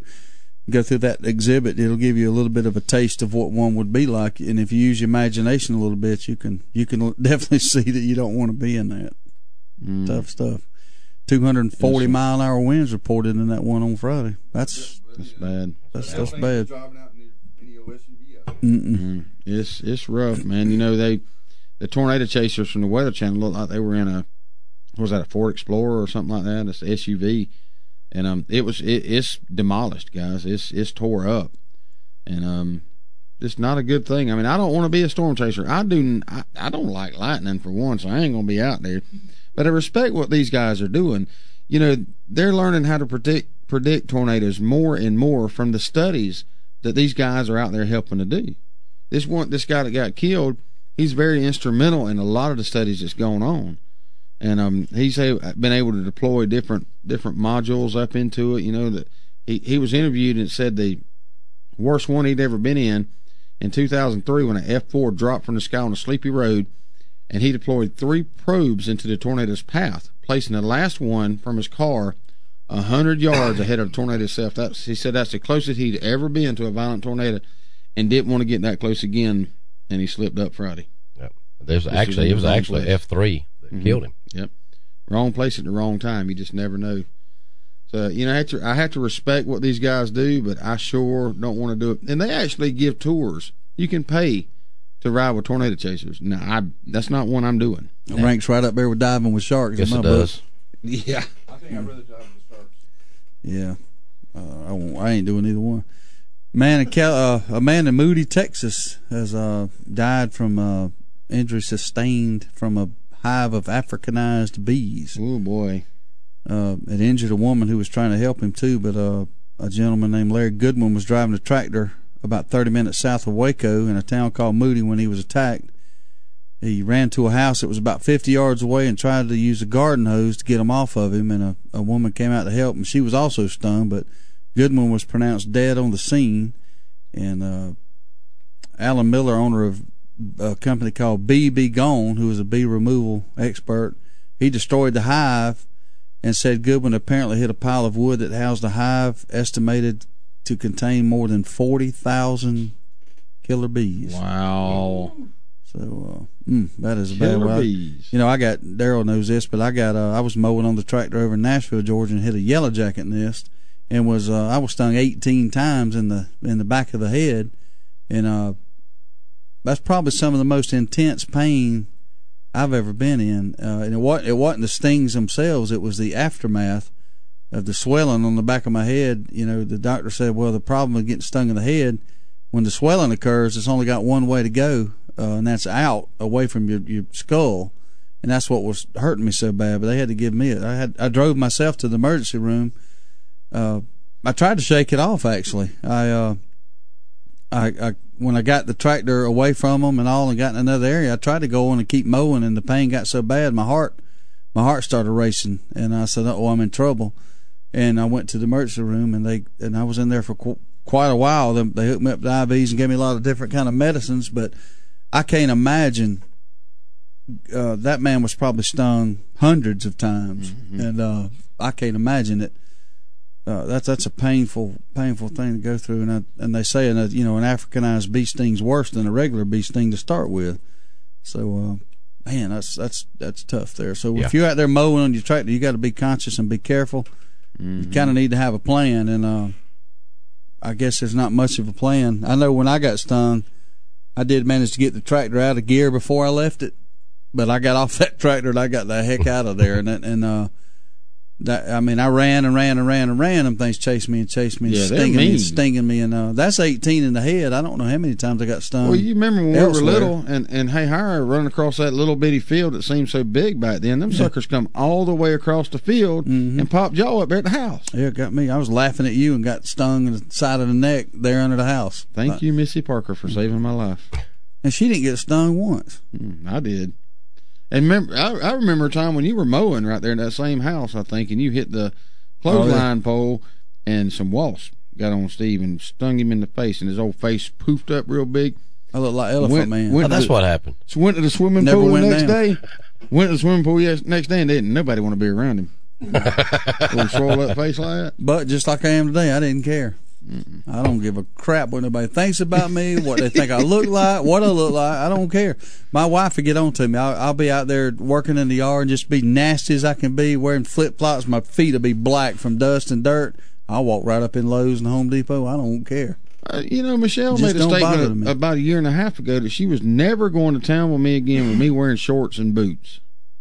What's wrong with that? Ain't nothing wrong with it. Been working out in the yard all day and wearing shorts and boots. You can't wear flip-flops when you out there doing that kind of work, moving stuff around. You don't want to weed-eating flip-flops. No. Nor do you want to weed-eat with your mouth open. Some people won't even go in Dollar General without putting their makeup and lipstick on. Really? And it's Dollar General. Ain't nobody there got all their teeth to start with. You know? I mean, come on. You blend right in. The worse you look, the better you fit in. Yeah. Oh, man. Yeah, I said it. I said it. We all think it, and I said it. The worse you look, it's way easier to maneuver through traffic because they part for you. Yeah. Believe it or not, guys, actually tomorrow we are going to have some topics to really cover here on the Good Outdoors. Instead of rambling on in the funny way that we're doing today. Well, who's going to look them up? Yeah. I got some things lined up. What? Oh. Never mind. Somebody texted me something. We need cricket sounds with that. Tony Porter. Y'all remember Tony? Good friend of ours. He actually texted me and he was listening. He said he wears his shorts and his boots to town, and his Courtney approved his wife. She doesn't mind it. So, well, he's got himself a good girl. You need to hold on to her. That's right. Hold on to her. Tony, she likes her country boy. Mm-hmm. You know, we talked in the past about the Asian carp invasion threatening the Great Lakes and stuff, and I've been reading the last few weeks about a battle and a plan and all. And the Illinois governor finally has decided it's not such a bad deal to separate the Great Lakes from the Mississippi River. Back years and years ago, they cut a canal to aid in the shipping of freight and stuff to get from Lake Huron, I believe it is, or Lake Michigan 1, into the Mississippi River. Well, now they're taking this, and I don't care. My point is not, whether you should do it or shouldn't do it, but it's going to take. It could take upwards of $9 billion to do away with this. But the controversy up there is, of course, it's going to put a lot of people out of business that shifts freight back and forth.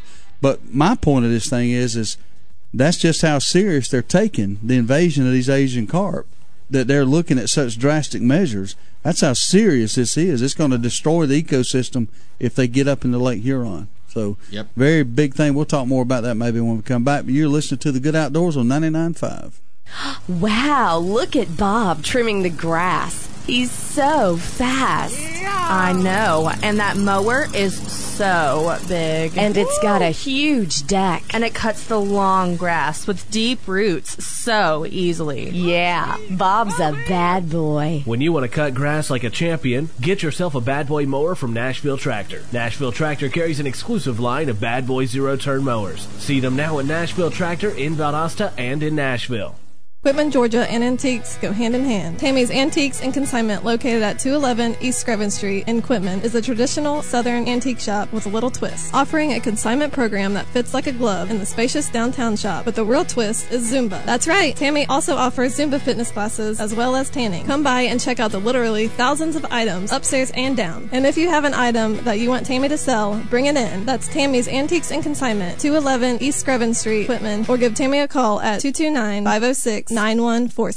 Attention Outdoor Nation. Adel Outfitters, located at exit 39 on I-75 in Adel, Georgia, has over 18,000 square feet of outdoor unbelievability just waiting on you. Specializing in a wide range of outdoor supplies for everyone, including hunting, fishing, shooting, kayaking, camping, little league, clothing, knives, boots, you name it, Adel Outfitters has it. They also have that personal one-on-one attention that you just might not be getting from some of the big boxes, and Adel Outfitters has a whole lot less overhead, so you'll be surprised at the deals. So come see us now at Adel Outfitters, exit 39, Adel, Georgia. Woo-wee! Sweet Tea Smokehouse on South Hutchinson Avenue, Adel, is the bomb. You ain't had good old South Georgia barbecue if you ain't been to Sweet Tea Smokehouse. Ribs, chicken, pork, beef, good grief, this is some fine eating. And it ain't called Sweet Teas for nothing. Ice cold sweet tea and good old barbecue plate with all the trimmings is what living in the South is all about. Head up Highway 41 north towards Adel. Swing into Sweet Tea Smokehouse for lunch or dinner. Great southern barbecue like it's supposed to be. And don't forget some of that fine Brunswick stew. Woo-wee! Jones Welding and Industrial Supply has been serving South Georgia and North Florida for over 3 decades. With 9 locations in the South, Jones Welding and Industrial Supply is a full-line distributor for all welding and industrial supplies. The Jones mission is to provide quality products at a competitive price in order to supply the best service available. Jones Welding and Industrial Supply has built a reputation for good, honest, old-fashioned service. For a location near you, visit www.joneswelding.com. Jones Welding and Industrial Supply is a proud supporter of the Good Outdoors. Service. It's a very simple word, but you'd think it's French. At Deep South Sanitation, our service will never be questioned. We are there when we say we'll be there. If there's a couple extra bags by the can, we pick it up. Deep South Sanitation don't care if the lid won't close. All the more reason to dump it. If you're elderly or disabled, the Deep South Sanitation team will get your can, dump it, and put it back. If trash blew out, we don't leave it, we pick it up. Keep the money you pay for sanitation services local by supporting Deep South Sanitation, a locally owned business. Call Carrie Scarborough today at Deep South Sanitation, 229-559-0200. You're listening to The Good Outdoors with Steve, Darrell, and Ronnie on 99.5 Kicks Country. Now, let's get back to the fun. Welcome back this morning to The Good Outdoors. Hey, today is Monday. Today is the day we load the truck for the tornado relief efforts going to Oklahoma down at Eagle Auto Repair in Lake Park. So if you're down there around 12 or 1 o'clock today and you want to stop in, say hi, pitch in a hand to help. Yeah, help load the stuff up. We'll be there and be glad to have you. If you want to drop stuff off, you know, we still got a little more room on there. Yep. So bring some stuff. Bring some canned goods. Anything you want to bring. You know, these people need it all. So clothes, non-perishables, anything. Bring it on. A good time going on. Appreciate all the help and everything that was done, you know, for the tornado relief efforts. They're going to be glad to have it. Talked to Heather again Friday. You know, they lost a lot of stuff. But they're happy to be alive. They lost stuff again Friday during the tornadoes. Happy to be alive, and I think it's passed on now for the most part. Let's hope so. Now we got to start worrying about hurricane season because it started up. There's a disturbance they're watching down in the Gulf right now. I saw yesterday. So I think it's going to be a very active year. That's the prediction anyway. Yeah, they're getting better. We were talking about the predictions earlier. They're getting better and better. You know, as tragic as the Oklahoma tornado was a week or two ago, they had a warning of 16 minutes before it hit. You think and the about, one Friday had, I think, 19 minutes. Yeah, you think about that. You know, just a year or two ago, you didn't hear that. Yeah. And think about how, from a loss of life standpoint, how much worse it would have been if there had been no warning. So 16 minutes to at least be able to get, you know, like the kids into school, even though there was a tragedy there, they were able to get them in the hallways and have an attempt, and people were able to get in their storm cellars. And if there was no warning, it would have been a lot worse. So the hurricane predictions, you know, they're probably getting more and more accurate. And it's bad when you predict there's going to be X amount of storms and you predict that one's going to hit here or there. But, hey, that's bad news. But thank God that you've got the foresight to predict that. And then people can start saying, you know, well, if I got everything I need in case one does hit, what if they're right? it stimulates thought and preparedness in anything you do. Being prepared, it ends up with a better result. Whether it's a project, a kid's school project, if you prepared for it, you're going to do better. Mm-hmm. If it's a test, if you're prepared, you're going to do better. If it's a storm, if you're prepared, the outcome's going to be better. So you're stacking the deck in your favor. And technology is a beautiful thing. So we got a call coming in, I believe. We'll go ahead and take the call. Good morning, caller. You're on the Good Outdoors. How are you? Good. This Captain Steve Coldenstein Hatchie. How are y'all this morning? What's going on? Good, man. Good to hear from you. We're doing great. Up and ready to go this morning. You have a good weekend. Y'all load the boat? We had a great Saturday. Sure did. Redfish didn't give us a little trouble, but they cooperated. Cooperated. I'll help you. Y'all caught some redfish. Much better Saturday. So anyhow, had a real good day. So I got a topwater customer today, and which always look forward to them coming, because when I've got 4 people on the boat, we don't throw too many treble hooks. Oh yeah, makes sense. But these I've got a couple of topwater customers that we keep it down to 2 people, and they usually bring their own plugs or experienced in doing that. So anyway, it's going to be a lot of fun. We use skitter walks and spooks and the mirror lure top dogs and the different size of the mirror lure product. So, good deal, man. So how y'all doing? What you been talking about this morning? Oh, we've been talking about several things. I've got a cobia tournament I'm going to be covering this weekend, as long as the weather holds out, down in close to Crystal River, Florida. Right. Y'all do any cobia fishing there? Cobia is a bonus fish for us. There are a few people I know that target them on the flats. We've got them offshore, of course, and they're passing by. But this is the best month for it. I've got one this year, one keeper size, 36 inches, which is really getting at the limit of what you can do on a trout rod. Yeah, I can imagine. So even that was quite a challenge. So we broke off bigger that day. But that's a very strong and determined fish. There ain't no doubt about that. That was pull.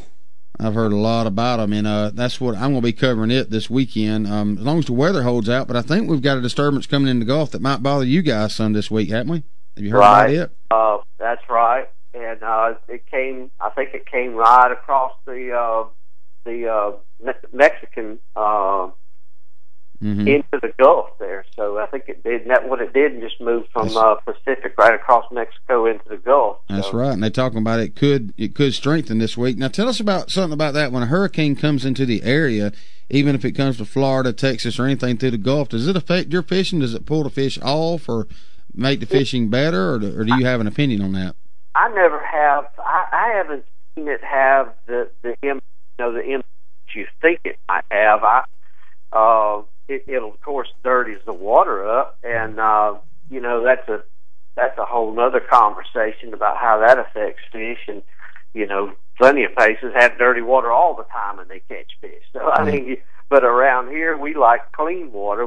Crystal clear. Sometimes it's okay, but better is clean, but not with a little bit of something in it. A little bit of tint to it. That way they can't see too well then, can they? Right. So anyway, okay. But hurricanes, it'll mess things up, slow them down for a day or two. But it usually, once it's gone and we've got it back and things settle down, it's fine. I've never seen. I fished within a day or two after things clear and wind settling down, okay. I didn't know if it would affect you guys or not. I didn't know if it'd take the fish. With the currents changing like they would be, I guess the currents would change some with that hurricane, and I didn't know if it'd draw them off, and I guess it'd draw them off or push them in more, depending on the way the currents change or go with it. It'd be it'd be hard to say, but they always seem to be in the usual places when I've been able to get back to it. What they were actually doing when it was happening, I don't know. Yeah. Well, we're going to watch that one pretty close and see what it's going to do because, I'm not interested in going on a cobia tournament going either 30, 40, or even 100 miles out as these guys are talking about with some bad seas. Yeah. No, I don't want to be on the flats. I hear you, man. Well, hey, we appreciate you calling in, and y'all check him out. Captain Steve Kroll's Pepperfish, isn't it? Key Charters. Yeah, Pepperfish Key Charters. Steinhatchee, Florida. You go to his website. He's got his phone number and all up there where you can contact him and set you up. Y'all have a wonderful day, a wonderful week. We'll talk to you later. Look forward to hearing from you again, brother. Thanks. All right, have a good one. Always good to hear from him, man, and let us know what's going on. I know they people are catching them. A lot of people were going fishing this weekend down in the Steinhatchee area, and Ryan, like I said, Ryan caught some fish. Saw some posts he'd put up there. Caught some good fish too. I mean, good time fishing down there. Lots of things going on. Yes, sir. Yeah. Bad day on the ponds, better than a good day at the office. Yeah, if you go to his Facebook page, look at some of these beautiful redfish and trout they've been catching, man. They're awesome. They are. Right out of River Haven Marina down there. Mm-hmm. Hey, we got another call. Let's take it this morning. Good morning, caller. You're on the Good Outdoors. What's going on? How's it going? How's it going? Work. Oh, yeah. But not for long, huh? No, not for long. Not for long down here, but you got to work up there. Yeah, we done pretty good this weekend. Where'd you go? Spring Warrior. What'd you catch? We limited out on trout. We caught a couple, or about 4 reds, not but one keeper. Yeah, I'm actually looking at some of the pictures now. Yeah, that was a pretty good day of fishing. You got a rock bass or two up there too, wasn't there? Yeah, I caught a few rock bass, and I caught a monstrous stingray. I caught him on top of an oyster bar. Let me tell you something. A stingray that's that size on a bass reel and run, I had a Shimano Curado with a Big Bear rod, just a regular bass pole, and that thing got him in. It was within 10 minutes. I mean, that thing was huge. We couldn't hardly pick him up in the boat. Wow.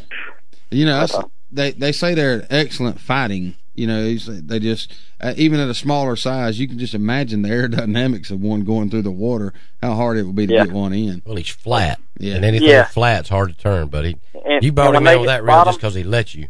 Yeah, when he turned, like when we got him to the boat, I'm telling you, he shot off and he about unspooled all the line I had. Wow. Thank God that Shimano holds about 200 yards. I got a 50-pound Power Pro on it, and it tossed him right on in. I mean, if you can get them off the bottom, you can catch them. Yeah. They say it's hard to get them up off the bottom. They'll kind of suction down on there, won't they? Yeah.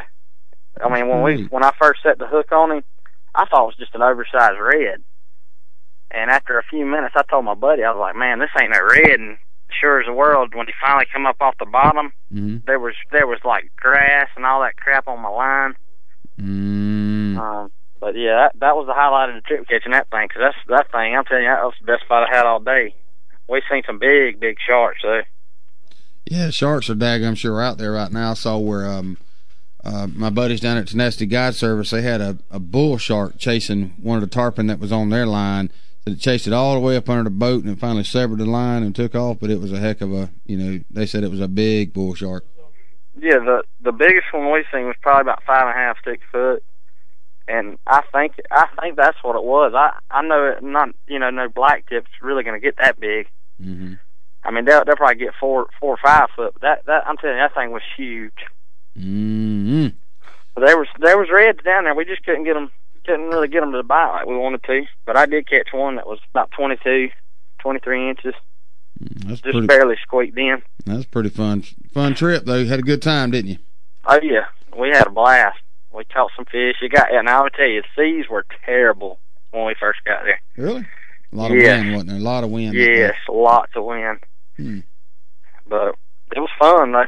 All right, buddy. Well, we'll talk to you later on. Appreciate you calling in and filling in with us.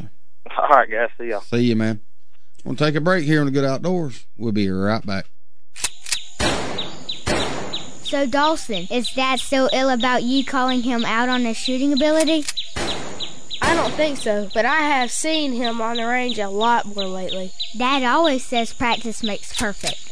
That's what he says, but I don't think it works for adults. Why do you say that? Well, from the look of the scorecard, it's making it worse. Dawson, bring me some more shotgun shells. Okay, Dad. If you need some practice, come by Southwind Clays and Quail on the Quitman Highway just past the river headed towards Quitman. With a top-notch clubhouse, a 5-stand, sporting clays range, as well as a rifle and pistol range, Southwind has what you need to succeed. World-class quail hunting is also available with some of the finest bird dogs around. Dad sure shoots a lot. Yeah, if he keeps this up, Mom's going to be mad. Why is that? Because he's spending all Mom's shopping money on shotgun shells. Man, I have picked up some bad habits. You don't need any more bad habits. Are you talking about Bad Habits Saloon and Grub? Oh, yeah, baby. Nothing like throwing back a cold one and watching one of their 26 high-definition TVs. Yeah, and you don't have to ask what sort of beverage they have, because they've got it all at Bad Habits Saloon and Grub. That's right, over 300 bottled beers. Any premium drink you could ask for, including single malt scotch and single barrel bourbon. And 48 beers on tap. Oh, and the food, from juicy ribeye steaks at $9.99 to foot-long premium hot dogs. And $10.99 all-you-can-eat wings from 10 to 11 p.m. And no matter what mood you're in, there's 3 environments to enjoy: a dining area, a bar, an outside patio, TVs, and all 3 places, baby. Come on out and enjoy a live DJ every Monday, Tuesday, and Wednesday night, and grab a $2 16-ounce draft or a $6 domestic bucket while you mingle. Come visit Bad Habit Saloon and Grub and let them serve you what you want, not what they want you to have. Bad Habit Saloon and Grub, near the mall on Gornto Road, right behind Exit 18 Liquors. Tell them we sent you from the Good Outdoors. Oh, yeah, baby. Hi, I'm Barry Broom with Allstate Insurance Company. I'm a big fan of the great outdoors. There are many recreational activities that allow us to enjoy God's creation. There's boating, camping, hunting, hiking, fishing. Think about all the gear, equipment, and vehicles that we have that make those times outdoors so memorable. When it comes to protecting and insuring your firearm, your boat, RV, camper, four-wheeler, even your golf cart, think of me, Barry Broom, your Allstate agent. Call me at 229-244-9856 or visit me online at barrybroom.com. Go make a memory. Enjoy your great outdoors. So you need a car, truck, or SUV? Look no further than Midway Auto Emporium at 4189 Bemis Road, Valdosta, Georgia. Cameron and Melissa Tucker has been serving the Valdosta area for over 7 years now. They are a family-owned and operated local business with hometown values and still believe in handshake deals. With a great selection of used cars, trucks, and SUVs, with a Carfax report on every one of them, along with bank financing at all credit levels and interest rates as low as 1.85% with approved credit. 4189 Bemis Road, or visit their website at midwayautoemporium.com. It's the Good Outdoors on 99.5 Kicks Country. Now, let's get back to the fun, talking about everything to do with the outdoors with Steve, Darrell, and Ronnie. Welcome back to the Good Outdoors on 99.5 Kicks Country. This is our wrap-up segment brought to you by Southwind Sporting Clays and Quail. Southwind out on the Quitman Highway, just past the river to the right, going towards Quitman. He's there for all of your sporting clay needs. Got an excellent course out there, 5-stand, rifle and pistol range, a clubhouse for entertaining corporate guests or having birthday parties, and not to mention going ahead and get you an early quail hunt booked. Can't beat the fine quail hunting out there, working behind the dogs, top trained dogs out there, and just a great place to be. Y'all make sure you'll get out there and visit, and great outdoor activity there. You know, barbecuing and grilling is a big outdoor activity, and a lot of it's going on right now. Most any neighborhood on a Saturday evening or Sunday afternoon, you walk outside, you can smell, man. You can smell it, and it'll. I think it causes a frenzy. I think it.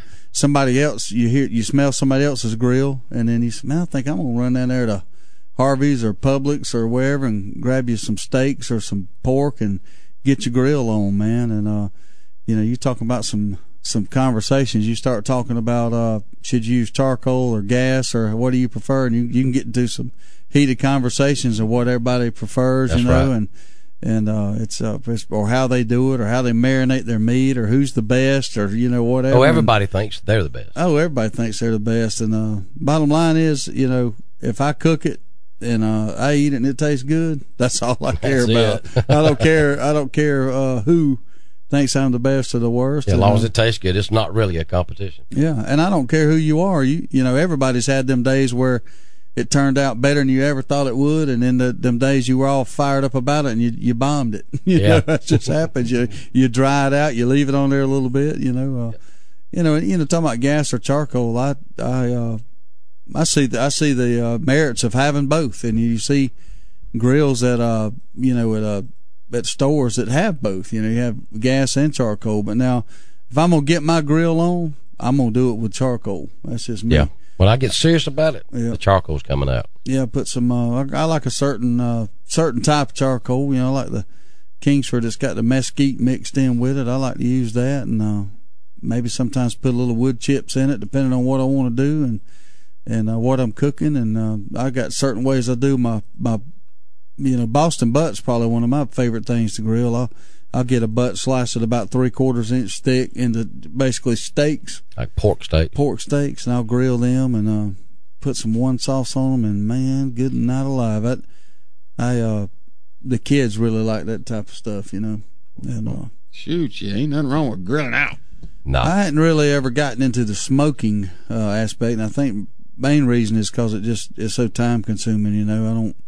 I don't ever want to take the time to do it. But here lately, I've been thinking about getting me a smoker and start getting into, smoking some hams and things like that. And getting actually, smoking is actually easier if it's done the right way, because it's all indirect heat. You don't have to watch it as close. It frees you up a lot is what I'm trying to say. You can put that on and go do something else. Kind of set it and forget it. Set it and forget it. Well, yeah, but if you're smoking a average size Boston butt, how many hours it take to smoke? Depends on what temperature you want to smoke it at. 4 to 6 hours. Well, it may free you up, I guess, from your own your grill time. But you ain't gonna. I guess you can't go on. Well, I guess you could go hunting and come back and check it. I guess do it cool enough. You can smoke them all day. Yeah. I just I don't know that smoked flavor.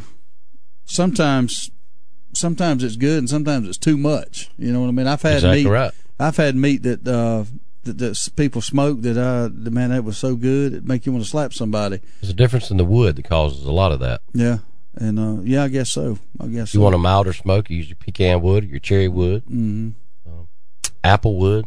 Mm-hmm. Apple wood's really good. Mesquite. I definitely like the lighter smoke. I don't like the I don't like the heavy smoke flavor. Right. I don't like a heavy smoke. Sometimes it's bitter. It's so smoky. Well, what I don't like now, I don't like it when it tastes good when you're eating it, but then you burping it up 6 hours later and it tastes like you burping up a cloud of smoke. I don't like that. So whatever it takes to keep that from happening, that's what I want. You get that a lot if you're not careful with a gas grill too. You're not real careful with that, you'll get that taste. You gotta watch what you're doing. And you can get it with charcoal if you just if you don't let that charcoal burn off. Man, I let my coals get completely white, son. There ain't no black on them. Because you think about it, if you're trying to grill and learn how to do it, think about how many times you've grilled and you grilled your meal, you went in there and ate it, and you just happened to walk back out on the deck and look at it, and that thing. Perfect. It looks like it's just man, now. I need a chicken to put on there now. That's right. Just now getting right, and that's the thing. You can't. It's going to last a lot longer than you think if you let the air get to it. So you don't want to put it on there prematurely. A lot of people use that matchlight charcoal, and I've been to parties, where they birthday parties are cooking hot dogs and hamburgers, and they don't let that coal, and you taste that lighter fluid in it. You do. And I'm thinking, good night. And you don't want to offend nobody, so you choke it down anyway. Then you're burping up lighter fluid. Yeah, that's not good. So let them coals turn white. That's the grilling tip of the day. There you go. Let the coals turn white.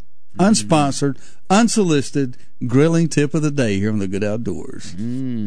Ain't nothing wrong with a tip of the day. No, sir. No, sir. We need to get back on that. Is what we need to do. Did you cover the weather yet? No, we didn't. Sometimes we do, sometimes we don't. I think we need to do the weather. I want to know what it's going to do this week. Of course, I don't think the weather prognosticators know either. I don't think they do half the time either.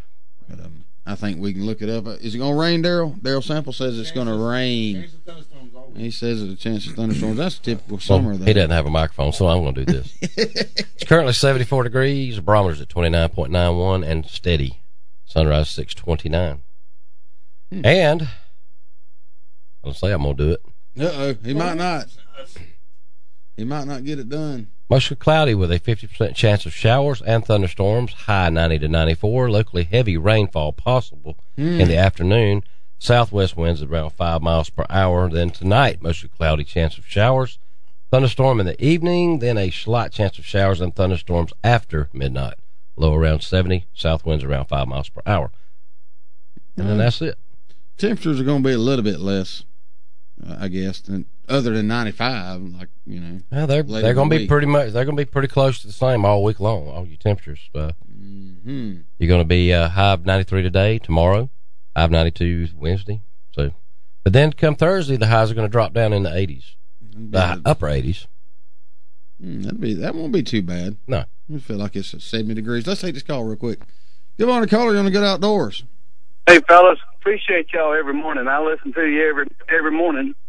I want to take you off course a little bit and do a shout out if I can. Sure. Let's do it. My Quinn son, my son James Quincy Edwards is leaving today to go to MEPS in Jacksonville to join the Air Force. So I want to give a shout out to him. Yes, sir. Congratulations. That's That's something to be very proud of, and I guarantee you we at the Good Outdoors are very appreciative of his decision, and I know it's an emotional one, I can tell, and our thoughts and prayers will be with him as he goes through his training and heads off into his career in the Air Force, and we appreciate what he's decided to do. Not everybody can make that decision, and thank God for people like your son that can make that decision, because they are the ones that allow us to do what we do, and we appreciate it, and we appreciate you calling in. His name is James Edwards. Yes, sir. James Quincy Edwards. James Quincy Edwards. James, and shout out, man. We appreciate you. Love you for doing what you do, and absolutely. Tell your dad's real proud of you, and we appreciate you calling in, sir, and sharing that with us. Thanks, fellas. All right, man. Have a good day. You too. Yeah. If it wasn't for people just like him to go and join the military, we could not be sitting here in this room doing what we do every single day, and we really appreciate that, guys. I've been exactly where he's sitting right now, and you notice I got quiet. It's tough. It's very tough. Yep. He's on an emotional roller coaster. He's proud, but he's scared to death too. Yes, sir. I got a lot of friends that you know, C.L. Harris, his son Wyatt joined the Marine Corps. Alan Taylor, his son Jordy, joined the Air Force, and then now Mr. Edwards there, his son James Quincy Edwards joining the Air Force. And man, hey, got a lot of friends in the Air Force. Can't say enough about it, man. Really appreciate it. It takes a special kind of person to make that decision and dedicate themselves for, you know, at least a few years to get in there and do it. So we wish the young man good luck, and we wish Mr. Edwards and Mrs. Edwards good luck, and hey, the Lord will take care of him. Put your faith in God, he'll be fine, and it'll all work out really well, and just you know, be proud. I know you are, and I'm it proud is something of him. to be proud. I am too. I swell with pride. Proud of him. Get a phone call like that, it makes you feel good. I know it's emotional, but I love him to death and appreciate it. That's all we can say about that. That's right. Ain't nothing else to say. Just thank you very much. Thank you, James, for letting us enjoy the Good Outdoors, and we hope everybody's going to have a good day in the Good Outdoors. We're going to get our truck loaded and get it sent off to Oklahoma, so we got a busy day ahead of us. And you got anything for us? Just get it down there by about noontime. We'll get it on there. Eagle Auto Repair in Lake Park. Yes, sir. Hey, we'll talk to y'all later. Had a good day. We'll be back tomorrow to join you. Toodles. You've been listening to The Good Outdoors on 99.5 Kicks Country with Steve, Darrell, and Ronnie. Join us every weekday at 4:30 when we'll do it again.